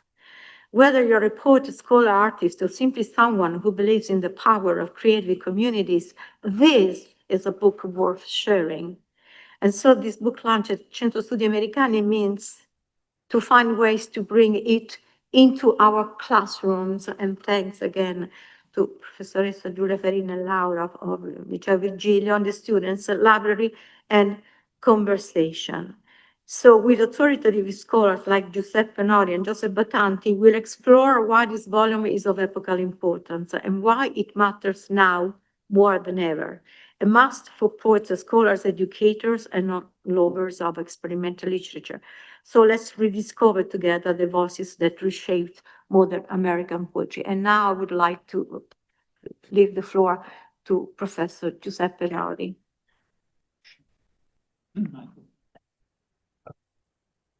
Okay, you can, okay, thank you. Thank you. Pino, thank you. Thank you, Marina. So let me thank you, first of all, and the center for making these events, possible and inviting me as an active participant. And, let me thank Joseph Bathanti, who honors us with his presence and attendance here in Rome. Black Mountain, southeastern Appalachian Mountains, Blue Ridge Mountains, on Cherokee and Catawba land. Gray Eagle, as far as I know, the natives called the place. The college, Black Mountain College, was a progressive, arts and educational institution located there in South Carolina. It flourished, as we know, between 1933 and the mid-1950s, 1957 to be precise. It was experimental in nature, committed to an interdisciplinary approach to education. The study of art, seemed to be central. And this school was founded by John Andrew Rice, and the school attracted faculty that included people who became many Americans' leading visual artists, composers, poets, and designers. This is the kind of summary one can find everywhere, from literary histories, scholarly books, anthologies, and of course, the wide world web. But this is a new anthology. This is the anthology, which I kindly received from the United States, thanks to Joseph, again, I guess, and just published this year, 2025, the anthology, we should say, whose ambition is to serve, as we can read in the last paragraph of the introduction, and as an essential guide, I'm quoting, to be studied, tested, and debated by new generations of students, researchers, and general readers. There are many purposes for which this guide is considered, essential. We'll talk about them later if we have time. But surely this is a book which I would like to introduce. And I want to do that by borrowing someone else's sentence and adapting this sentence to this occasion. Namely, a memorable sentence that at the end of July 1914, so on the eve of World War I, the British writer Edward Thomas, not yet a poet in his own right at that time, wrote down to open his enthusiastic review of North of Boston. North of Boston is the second collection of poems published in London by Robert Frost, 40 years old, then at 40s, just beginning his career as a published poet in England, an American US citizen, beginning his career as a published poet in England. Slightly adjusted, this appraisal would read like this in relation to this anthology. This is one of the most innovative anthologies of modern times, but one of the quietest and least aggressive. It speaks, and it is poetry. We have come a long way from books and anthologies of poetry of those days in London, the days of Thomas and Frost, Pound and Flint, Amy Lowell, and Edward Marsh. Some of these names may not sound familiar to, lycée or high school, students, but they are landmarks in the transatlantic exchange of poetic visions and poetic projects. Then from the Georgian poets, one of the groups who published those anthologies, and the Images, the other one, competing groups, through the interwar period, we could even move on right away to the New American Poetry, 1945-1960, the anthology edited by Donald Allen and published in 1960 in New York. This was about the so-called third generation of American modernist poets, most of them engaged in experimental writing since the Second World War. And this anthology is widely mentioned by the three editors of this anthology, continually mentioned, I would say, specifically mentioned. The writers included in this 1960 groundbreaking anthology were chosen from among about three different groups. The Black Mountain Poets, the New York School, and the San Francisco Renaissance and the Beat Poets. In the first group, the Black Mountain, Allen places many representative Black Mountain poets, 10 of them, 9 men and 1 woman, as the editors also point down in their pieces, because they share responsibilities of the overall critical apparatus of the book. These poets were Charles Olson, Robert Duncan, Robert Creeley. These are the greatest, so to speak. And then the others, some others, Dorn, Joel Oppenheimer, Jonathan Williams, John Winners, Paul Blackburn, Larry Eigner, and the one only woman, born in England, Denise Levertov. All these poets, of course, are also included in the present anthology of Black Mountain College poetry. An innovative, instead of calling it revolutionary, and a quiet one, as I said, with Edward Thomas words, that is to say, namely, originally organized, very originally organized, and duly ordered.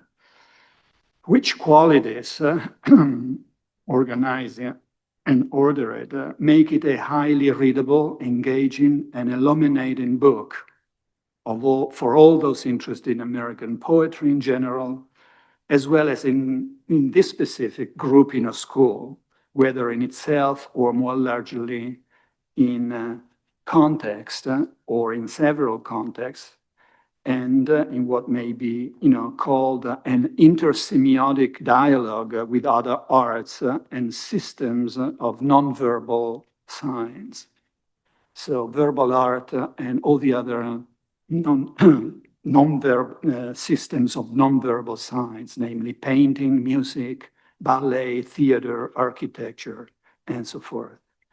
Was a college, Black Mountain, of liberal arts and many disciplines. The three editors,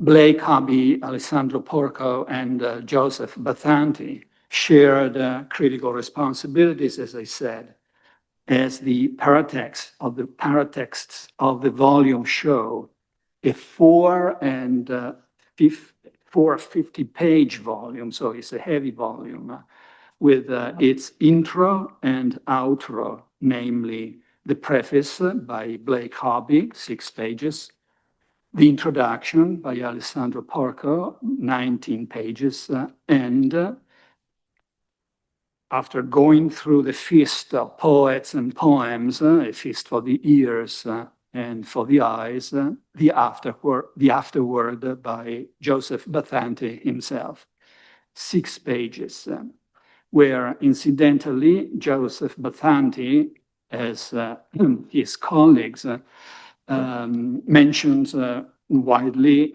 Allen's New American Poetry Anthology, often quoted also in the header notes to the poet, and then quoting also Robert Frost, not the poet of his adventurous beginning in England, but the old and acclaimed poet of the gift outright, a poem thus titled, called by President Kennedy to launch the 1960s.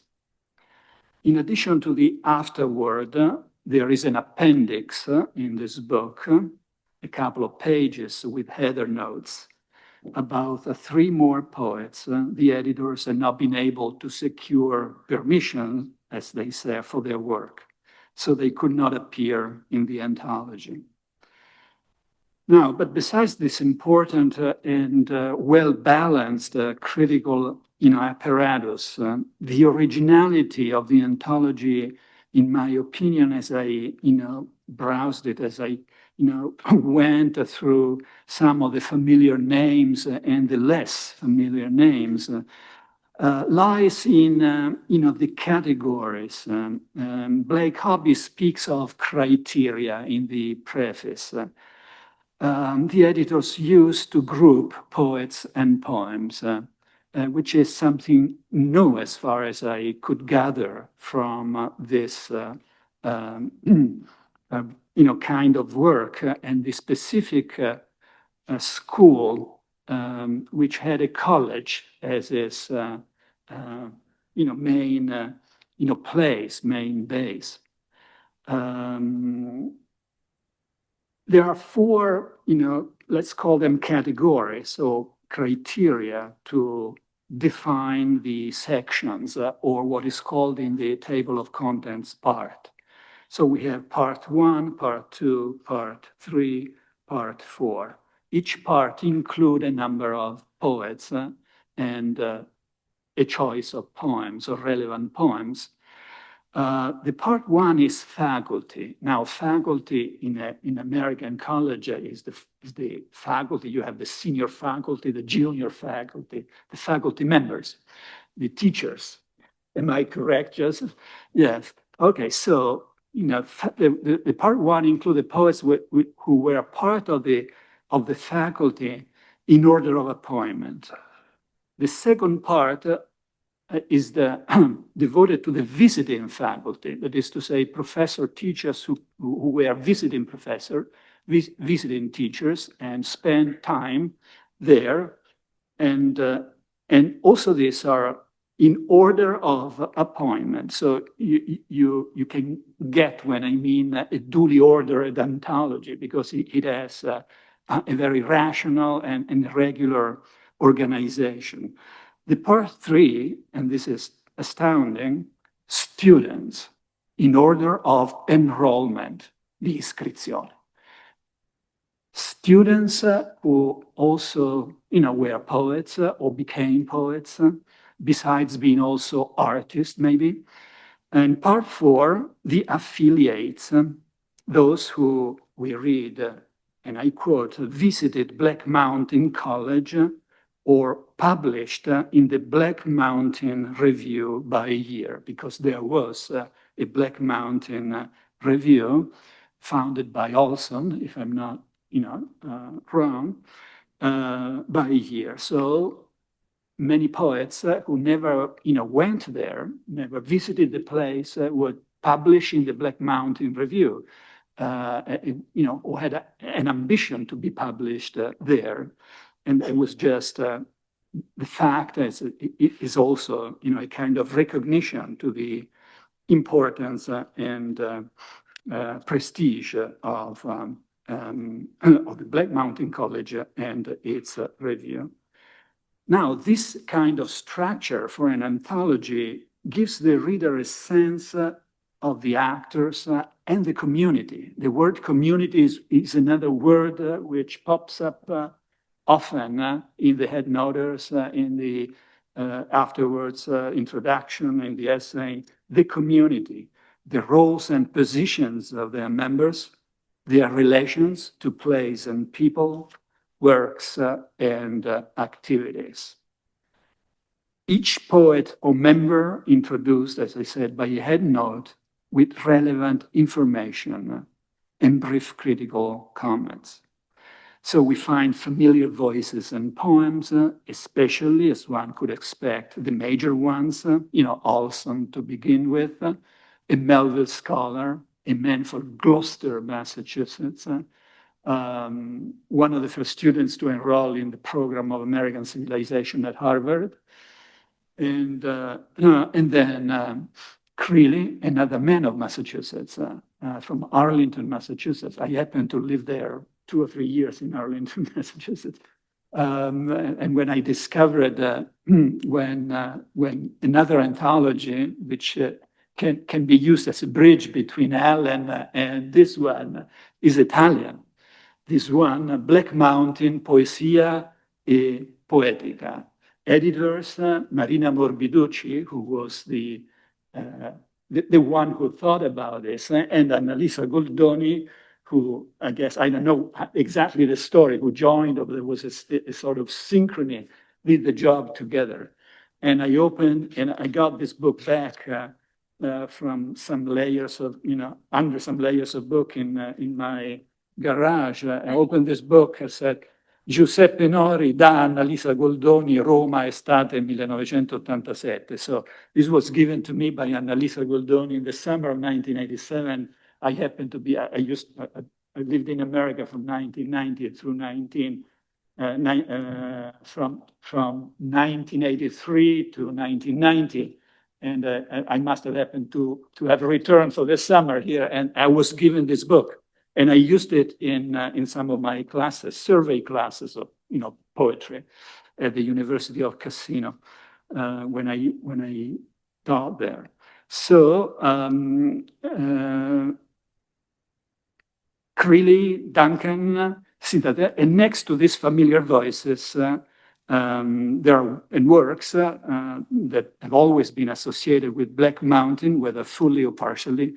There are some surprising presence.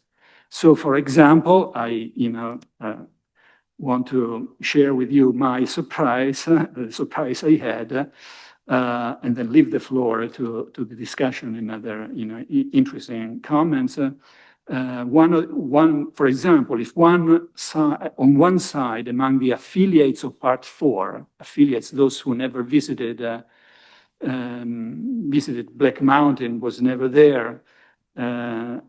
There is one we could expect. We can find a familiar Denise Levertov, for instance. Then on the other, we may discover, or at least it was a discovery for me, an unexpected Irving Layton. Irving Layton was a Canadian poet, but was a Romanian Jewish Canadian poet, so highly regarded by singer and songwriter Leonard Cohen, for instance, Leonard Cohen said, Layton was the greatest poet one of the greatest poets, not only of Canadian literature, but the whole English language, almost fully translated by a Canadian Americanist and also British scholar in Italy, Alfredo Rizzardi, who was also a translator. So Irving Layton, was there, and there is an interesting story about Irving Layton, because Olson invited him, and as I learned in footnotes, invited him, and he wanted to come to Black Mountain College, but because of his left-wing leanings, which meant revolutionary in the tranquilized 50s of the United States of America. The famous definition of the 1950s in the US by Robert Lowell. These are the tranquilized 50s. The Cold War era, the McCarthyism, and so forth. He was not allowed to cross the border. So he was a person so-called non grata, an unwelcome person in the United States. And as another anecdote, this reminds me of another one who had troubles in crossing the borders. There was my mentor, Sack van Berkowitz, who a Canadian, a Russian Jewish Canadian-born American who went back to Israel and was part of the kibbutz venture. But the kibbutz he was in was blacklisted. So when he went back to Canada and then was about to move to the United States, and there was a bit later, the Leighton story, he was not allowed to cross the border because the State Department had the kibbutz blacklisted and the Foreign Affairs Department not. So they had to solve the problem, and then he was allowed into the United States and then become, the Americanist we all know. So this is my brief, not so brief presentation, and thank you very much for your attention.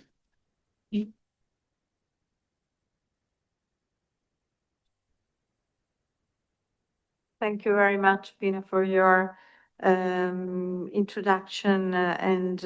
Of course, Black Mountain College was such a lovely and complex, multifaceted experience that is really very difficult to summarize it and introduce it to people, to the younger audience here, for instance. But I hope that it has sparked some interest to study, to deepen all the artistic also expressions connected to Black Mountain College. But here we are with Joseph again as editor of this epochal anthology. And we would like to hear from you, Joseph, a few words on because I remember that when I interviewed you in 2015, I think, for the RSA Journal, where, by the way, Professor Nori was editor-in-chief, you were talking about working on this anthology. So it's really like fulfilling something that has started a long time ago for me, but even earlier with this anthology with Annalisa. Of course, for me personally, there is a special fil rouge, but let's forget about these personal issues. Joseph, can you tell us something about working in this magnificent project? Yes, thank you, Marina, and thank you so much for those introductory comments, Professor Nori. Just very quickly before I get into the anthology, I want to just say a few words about Black Mountain College. It lasted from 1933 to 1957, a mere 24 years. There were only 1,200 students who attended in that 24 years, and only 60 graduated. But that doesn't mean that they didn't qualify to graduate. You didn't have to graduate. You didn't have to attend classes. It was a highly experimental school. It was located in the Shenandoah Valley of North Carolina, not terribly far from where we live. In its 24-year shimmering history, some of the greatest minds and artists of the 20th century were either teaching there or guests. Aldous Huxley, Langston Hughes, John Cage, Thornton Wilder, Anais Nin, the list goes on and on. One afternoon, Albert Einstein visited. It's an extraordinary story, and if you wanted to read a book that would change your life, because it changed my life, it would be Martin Duberman's book called Black Mountain, An Exploration in Community. And there's so much more that could be said, and maybe some of that could be teased out in Q&A. But let me talk about the anthology. Professor Nori mentioned that in 1960, Donald Allen's Watershed volume, New American Poetry, came out. And in that volume, he canonized 10 poets. Professor Nori named all of them. But I and my fellow editors decided, and people had decided this before we put our finger on it, that it was very narrow, it was very exclusive, that there were certainly a lot of poets left out in in Allen's anthology, noteworthy women poets, for instance. Mary Caroline Richards, who was in many ways one of the real hearts of Black Mountain College, wasn't mentioned, in a number of other people. The anthology took 10 years to come out. You know, you start a book very idealistic, you think it's right down the road, but any number of things can happen, as my colleagues know the hard way. And during that period too, the pandemic showed up too, which slowed everything to a halt. We were used to meeting regularly, and then we were reduced to Zoom. And what really halted it, and it's something that you wouldn't see coming, were permissions. So most of the Black Mountain folks who live a long time, by the way, there was something in the water, but a lot of them were gone by the time we got to it, and rights had reverted to their children or to publishing houses, were really difficult to work with, in the sense that they wanted more money than we had to get the permissions. Of course, we didn't have to kick in the money, the press had to kick in the money. And they looked for subventions everywhere. And as Professor Nori mentioned, there were some poets that we had to drop reluctantly because we literally couldn't afford them. So one of the things that we were looking at were, who were the neglected poets of Black Mountain? Mary Caroline Richards, M.C. Richards, Hilda Morley. These are names that became really important voices in 20th century America, but also people who weren't known for their poetry. The very famous visual artist who was there, the legendary teacher Joseph Elbers, who I see as one of the great trinity of rectors there. The first one being John Andrew Rice, who was the founder, and then the second rector was Elbers, who left to go to Yale to become the head of their visual arts department. And then later, in the last several years, no, in the last half decade of Black Mountain College, the rector was Charles Olson, a 6'8", 300-pound juggernaut. Jonathan Williams calls him maybe the biggest poet that ever existed, who while a brilliant poet and raconteur, was a terrible administrator. Black Mountain never had a board of regents, they never had a board of directors, they never had an endowment. And essentially all the things that we complain about in universities, the administration and the people that supply the money and who tell us what to do, that's what did them in the long run. They just ran out of money. They literally ran out of food. And one of my colleagues who just wrote a brilliant book called The Farm at Black Mountain College, David Silver, contends that they were literally starving to death. So they never had too many students there. The biggest explosion of students was after World War II because of the GI Bill. So we went through everyone that attended the college and looked at records and looked at archives and did all that kind of spelunking that one does when you're looking for those kinds of things. And we found that Joseph Elbers had written poetry, that a lot of the people who were known for their fiction, Michael Rumacher, Fielding Dawson, they wrote poetry. So we dug deeply into those crypts and got a lot of the lesser poets, the people that never got the kind of critical acclaim.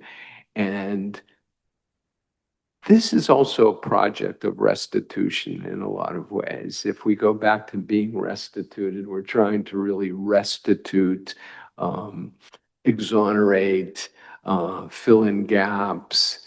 And it took a long time. We each came to the table with a list of poets who we thought belonged in that canon, and then we began to winnow, then we began to look at permissions and decided what we could and couldn't publish. And then, of course, we had to find a publisher. It's a great big book. What's the readership going to be like? And we looked around hither and yon. And I'm a teacher, so one of my previous students had become a pretty well-heeled editor at University of North Carolina Press. So we approached him. His name's Lucas Church. He took it on. And maybe it's worth mentioning the steps that one goes through when one decides to publish a book. It has to be approved, has to go through all the channels, and then we began. We also got subvention help with Black Mountain College Museum and Arts Center, which is a miraculous museum up in Asheville, North Carolina. You should visit, you should Google, young people, you should Google Asheville, North Carolina and see what it's like. It's often called the San Francisco of the East in the States because it's a kind of wide open, very liberal, welcoming place that invests in shared humanity up there. So all of the archives are in Asheville.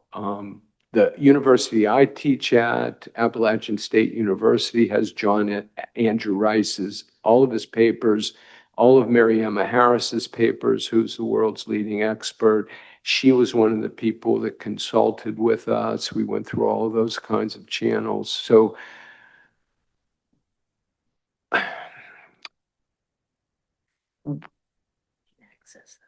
and by the way, thank you, Joan. This is my wife, Joan, who's who is really the inspiration of everything I might add. But all of those finding aids exist if you ever want to look online at that. I gave Emil my email. He said he was going to generalize that to you all. I mean it when I say feel free to email me. So we went through difficult, long discussions about how to deal with some of these really experimental poets. Charles Olson, who's Professor Nori mentioned that he was in Gloucester, kind of his own sort of dog, if you will. He had a theory called projective verse. So this very experimental poetry, it's not terribly accessible sometimes. It's not traditional. It does wild things with the page. One of the real challenges was layout, to tell you the truth, you know? There were a lot of concrete poems. There were a lot of abstract poems. Spacing was very important, you know? Visual elements were mixed with typically verbal elements, so that when you look at it, some of the poems do not look like poems at all. Marina is, I think, especially an expert on Robert Creeley, who he and Olson basically founded the Black Mountain Review, and Creeley ended up editing 7 volumes. If you were to find one of those volumes, it is worth a fortune now. We have all 7 volumes in our library. They were published in Majorca because it's cheaper to do it there than it was then. And the Black Mountain poets, too, this is very interesting. Professor Nori laid that all out, that there was the New York school, there's the San Francisco school, there were, of course, the Beats. Some of you might know the Beat poets, Allen Ginsberg, Kerouac was of that school. And Frank O'Hara was mentioned earlier by Professor Mitrano.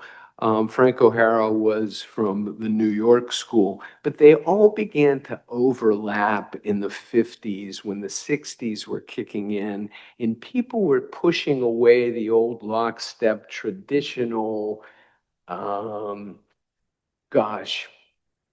established white male poet, you know, and we were moving into, you know, not just the Black Mountain poets, but the Beat poets, also the New York school, African-American poet, with the new Black poetry was coming out. So they all began to push away that established idea in a lot of ways of narrative. You mentioned one of my favorite poets, Robert Lowell. And the minute you said tranquilized 50s, it's the tranquilized 50s, and I am 40. Poets like Lowell, Theodore Retke, All of those poets, whom I love, by the way, were anathema to some of those young poets. Oh, the students. Yes, you all have to leave. Do you have to leave? Oh, I'm so sorry. Well, you don't have time for questions then, do you? Oh, I'm sorry. I took too much time. I apologize. We were behind, but there is a rule that by one they must be. Well, yes, I don't want you to be tardy at all. My heavens. Of course. Thank you. Thank you. Students. Pardon? Yeah, and feel free to email me. And a special treat was having you and your brilliant students and your brilliant teachers bring you here. Meant everything to me to have you. And of course, the students know that they will have a couple of lessons on this book with me, but also with Annalisa Goldoni, not in presence, I'm afraid, because she passed away, but she's been the engine. So this is a date with you. Okay. Thank you very much. Thank you.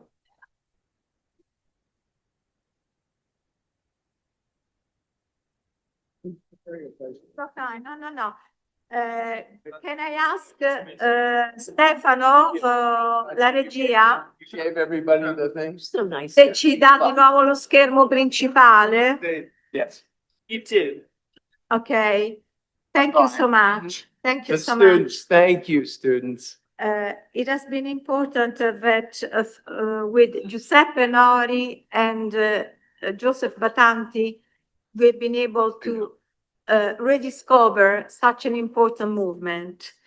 This experimental college, which was also an experimenting community, was of course of great interest to Annalisa, who immediately embraced Annalisa Goldoni, whom we want to remember now, at Centro Studi Americani, with colleagues and friends, members of AISNA, Associazione Italiana di Studi Nordamericani, who Annalisa immediately embraced this project. I was introduced to Annalisa at Villa Mirafiori by Maria Vittoria Tessitore, and she told me Annalisa Goldoni is the person who might be interested in this project on Black Mountain College.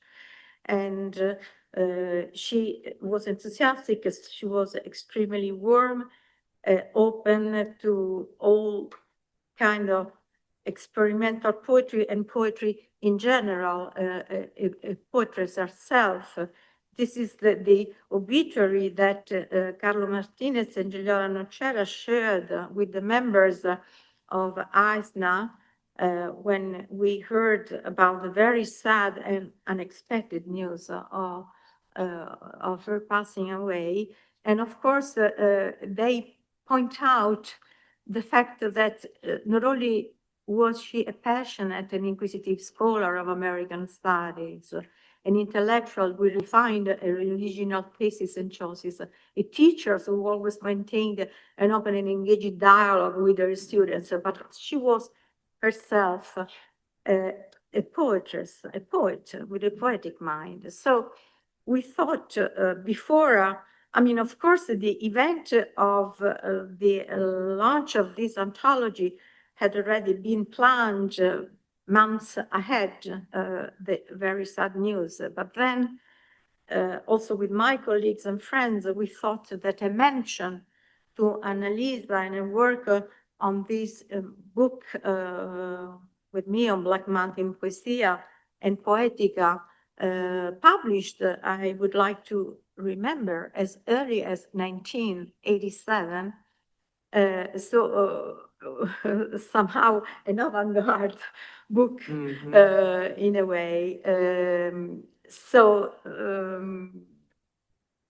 There is a lot of poetry, a lot of love, a lot of culture, a lot of scholarship around this book and college and presence. So you see there is circulation of energy But Annalisa was the author in 1992 of Lo Spazio della Poesia. As you see, a book that she gave me, Lo Spazio della Poesia, that she articulates in scholarly terms, referring to also Creeley, but also to Poe. As you see, the subtitle, Lo Spazio della Poesia, is Da Poe al Black Mountain. So it was already very present, this connection that she was working on. And so we asked Andrea Mariani to remember her, and Andrea, whom will now take the floor, thought that perhaps it could have been a good idea to show some of the translation. Okay, so here we are talking about Annalisa as translator and, of course, editor of the Black Mountain College Poesia and Poetica, but also as a poet. So we start with this poem by Charles Olson, which, by the way, Annalisa had been given by George Buttrick when she was back from Buffalo, where she had studied the archives at State University in at Buffalo, SUNY Buffalo, and was a very close friend of Buttrick, George Buttrick, and Buttrick also gave us an essay, which is in this epochal book, I must say. And this poem was unpublished at the time when we introduced it. And we thought that Il mio povero stupido corpo could have been a great a great translation to show. Andrea, please. Yes, well, there is much emotion in our words, in yours as much as in mine, when we talk about Annalisa Goldoni after her passing away, which happened only a few weeks ago. Annalisa would be here, of course, because she would be a part in this celebration of Black Mountain poet. There's one of the most perceptive essays that Annalisa wrote, which is called Il lettore con la penna in mano, which means the reader with a pen in his hand, which stresses the fact that it is almost impossible to read without having the temptation, the urge of writing, of underlining what we read, of the marginalia, notes and footnotes, etc., and then taking its inspiration from what we read, we try to do something like writing. And of course, a translation is one of the most important ways in which a lover of poetry can be somehow not the protagonist, of course, but because the protagonist, the real thing is the poet, as Joseph knows, but to share the joy of creating something that didn't exist. So translation is one of the arts that Annalisa practiced. And I'm going to read 3 pieces of poetry. One is Duncan, the other one is Charles Olson, and finally Levertov. But I would rather start with Charles Olson. It's a very short one. Charles Olson, The Kingfishers. My poor dumb body, which must also be obeyed to, indeed, which first and last, as my obedience, willy-nilly, yet is so hard to come to obey. It goes its own way, as I would mine, taking it, I am its master, which of course I am, except that in its blindness, its plain dumbness, it knows what I also have to know, to be mastered. E questa è la traduzione, and this is Annalisa Goldoni's translation. Il mio povero, stupido corpo, che pure deve essere obbedito, davvero, che primo ed ultimo ha la mia obbedienza, ch'io voglia o no, eppure è così duro arrivare ad obbedire, se ne va per la sua strada, come io me ne andrei per la mia, convinto ch'io sia il suo padrone, il che ovviamente sono, se non che nella sua cecità, nella semplice stupidità, lui sa ciò che anch'io devo sapere per essere governato. Now, Duncan, letters for Denise Levertov, and then we read Levertov, so it's a sort of mirror game. Robert Duncan, letters for Denise Levertov. Inspired the aspirant almost without breath.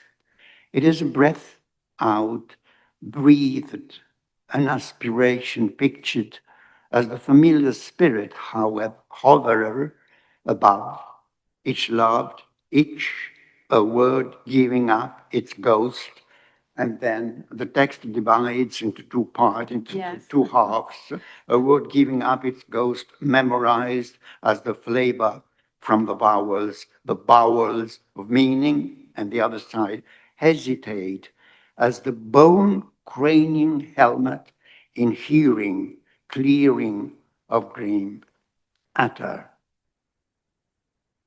Be still thy breath and hear them speak.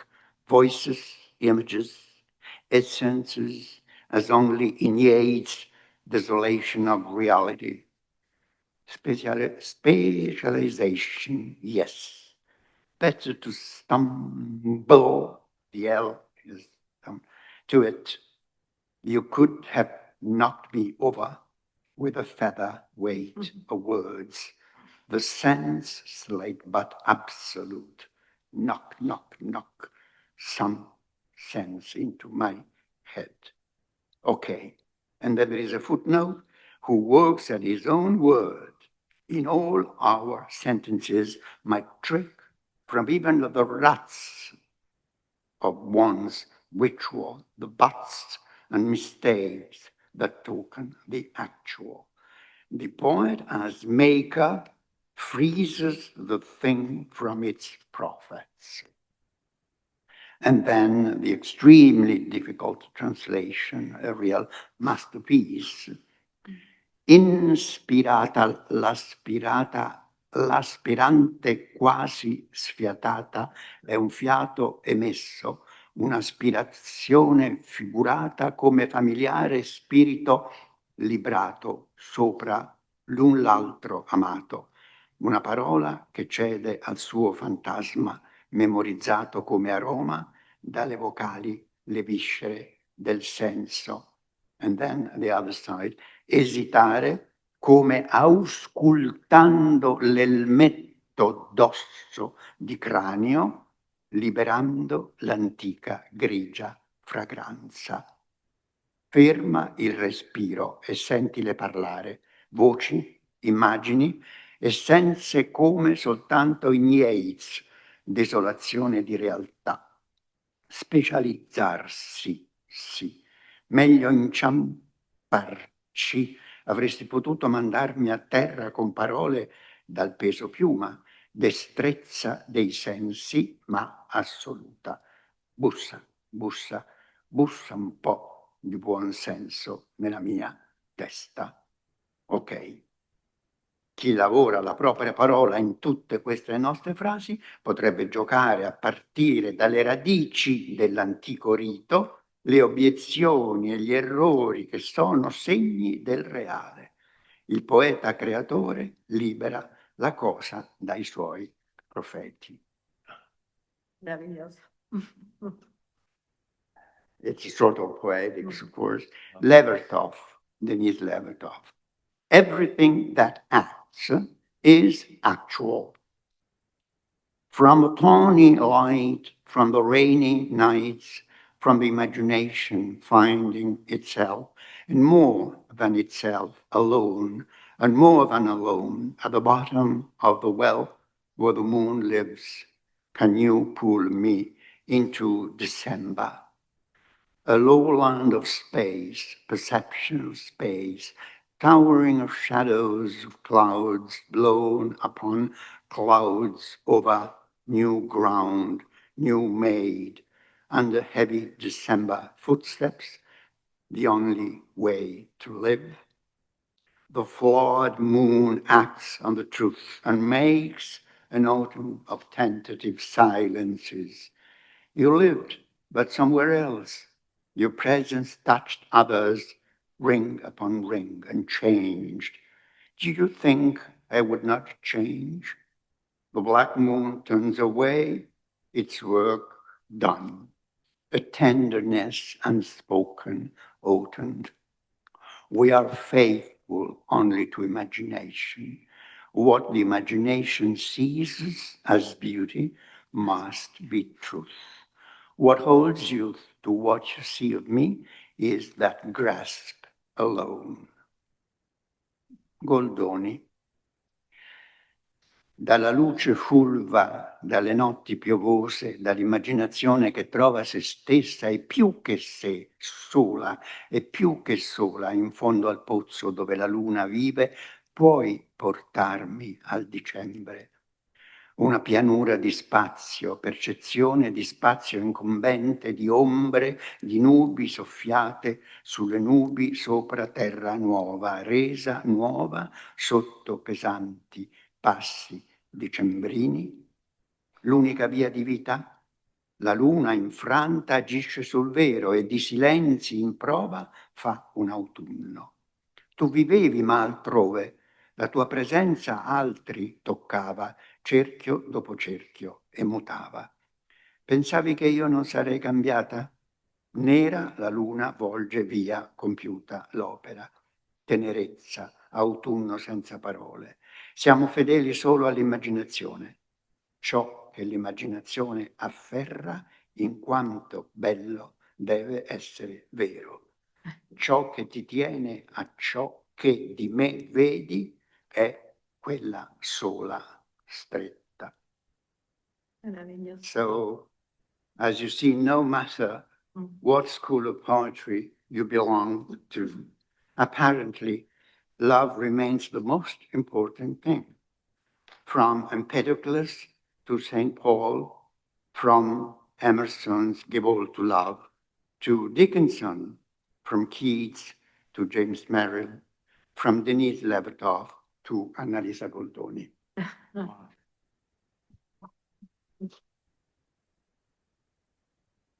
And now we would like to finish the program with one poem by Annalisa, a very much in her style, in her line, and I think also appropriate for this part of the program which is offered to her memory. Maybe,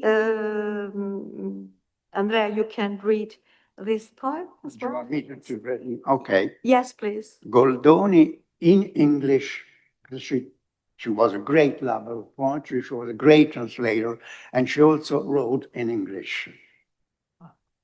Verbs and vowels, to love and to live, are so closely connected that they are kin. To live alone is not enough, as the words say, although you can live a life and you can live a love, you cannot live somebody. Somebody you can love, as I love you, and you love the world, and the world loves who knows what, but for sure loves life. A leaf can leave the tree, but not alive. One can leave life, but love one cannot leave, although one can be left by love and miss it. So we miss Annalisa, don't we? Another very interesting poem by Annalisa. I do not know, Stefano, if there is a person connected who wants to, Barbara Montefalcone? Is there a person who wants to be connected, who wants to... C'è una persona che... Sì, okay. Okay, because now we would like to open in these last 5 minutes or 10 minutes or so to other people who wanted to, who were not able to attend. In particular, there should be Barbara, who is in Paris, and of course, she could not make it. Barbara was Barbara Montefalcone. Yes, I see her. Barbara, hi. Ciao, Barbara. Benvenuta. Barbara was a student of Annalisa in Pescara. And okay, she is now a very important professor in Paris, the head of the department of arts and literature in Paris, Barbara. And perhaps you want to say a word to us, please. Ce l'ha l'audio? Can you unmute, Barbara, can you unmute yourself? You are muted. Signor Stefano, riesce a dare la parola a Barbara? C'ha il microfono spento. È collegata, ok. Barbara, can you hear us? Hello, hi Marina. Hello everyone. Hi Barbara, welcome. Ciao, ciao. Siamo a Centro hello. Studi Americani here. And sorry, we are a bit late compared to what I had announced to you. Yes, if you want to say something in remembrance of Annalisa, we are here to hear. Thank you so much. I really didn't want to take the time. You are there and you prepared, I guess, number of texts need to be shared. As I told you, I sent you a short text, Marina, so you are free to read it to everyone if you wish, if you have time. I just can quickly say that I was lucky to be one of Annalisa's students, and I'm still working on the Black Mountain College, Black Mountain collaboration, previous poetry because of her. As a student, I didn't know anything about these authors and the interdisciplinary connections that were a part of the Black Mountain experience. She taught me everything. She followed me as a teacher from my undergraduate years up to my PhDs and beyond that.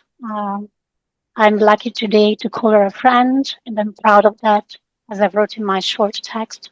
And I hope that many students will follow our path and continue studying the Black Mountain College, especially in Italy, because she initiated this movement, and I hope that this will continue. It's a beautiful way to honor her memory. Thank you very much, Barbara. And we also have Professor Lina Vellucci, who was a student of Annalisa. If I remember correctly, you wrote your thesis with her.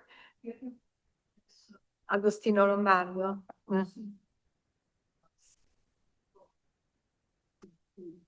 He suggested some books that would be, it's not that I have so much contact with her, but she never attended any of her lessons because, of course, she was not teaching at the time. She was an assistant professor or not even adjunct. She was just one of the many young women that Professor Lombardo, Agostino Lombardo, cultivated in his times, that really a lot of them.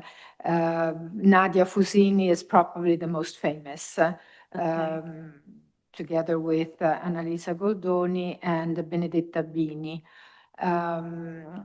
She suggested some books. Yes, she had insight into, since I did my thesis on Paul Green, as I was mentioning before, to Professor Bathanti, who is from Chapel Hill, North Carolina, and created this open space theater, which was also probably one of the avant-garde things that were done in the 50s and 60s. Anyway, she was a very nice and determined person, not even if she was like a blonde, very delicate looking woman. She was quite determined as a person, and she advised me to read certain books that I was very grateful for her for this. And so we're talking about many years ago, of course. But And in fact, you talked about determination. In fact, in Carlo Martinez and Gigliola Nocera's obituary, they say, we will miss the unique blend of gentleness and firmness. yes, that's one that of the traits characterize that I her. recognize. Her openness to experimentation in all its form, her care for younger generations, and her steadfast commitment to the freedom of research. Yes, Joseph, we want to thank you because in this section you were so kind as to share with us the memory of our friend and colleague. And I don't know if there is anyone who wants to say anything. Certainly, there will be other occasions to deepen Black Mountain College and its experimentation, its experimental texture. There will be occasions to remember Annalisa Boldoni and her work. And as for me, I cannot but thank the participation and collaboration and also, let's say, support for these two moments dedicated, as I said initially, to the power of poetry. Poetry and translation.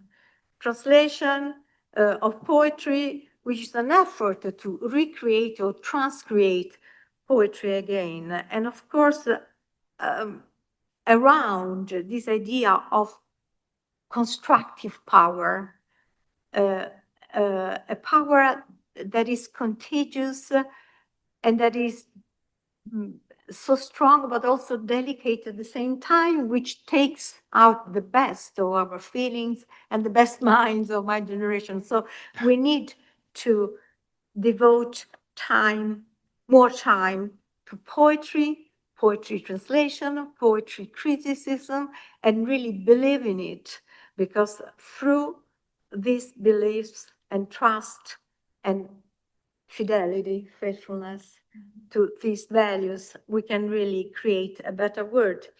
I think if I can close my remarks, that there is in the introduction, maybe of Alessandro Porco, in the book, there is one point when he says that Black Mountain poetry is something that the world needs to be better, to improve.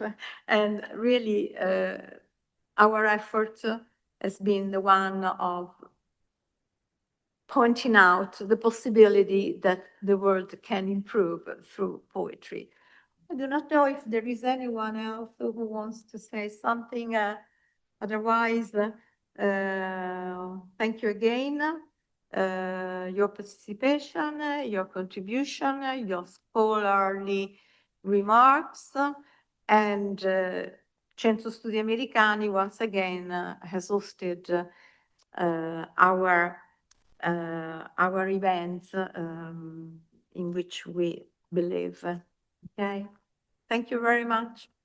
Thank you. Thank you. Thank you. Thank you all. For giving us the opportunity for this special focus on poetry and writing. And maybe you want to say. You know, I do want to say just a few things, maybe. First, foremost, that Joan and my sister Marie and I are really honored to be here, and you know, we're deeply sorry that you lost such a good friend too, and so recently. And so we honor her memory with you. And you've given me the opportunity to be in Italy for the first time, which honors my mother and father. And Joan being here, my children are here, and my sister and I together in Italy. This has been, you know, kind of a once in a lifetime. Yeah, no, it has been. It has been. And I think I mentioned to a few people that my mother and father always wanted to return here, but that would have been an unimaginable luxury for them because every spare cent went to my sister and me, and that's the way that was throughout my family. So thank you for providing the opportunity and for the great friendship that I feel in this room, and for Marina and Darcy, my heavens, my great friends over these years. And I feel the same about all of you. And the attention to my work is so humbling. So thank you very much for this beautiful day. Thank you again, and let's have oh yes. Yes. Thank you again for this hospitality at Centro Studi Americani, Sara Ment, and the director Roberto Sgalla. Thank you very much to all the friends and colleagues who participated and supported this event. Bye-bye, goodbye, thank you.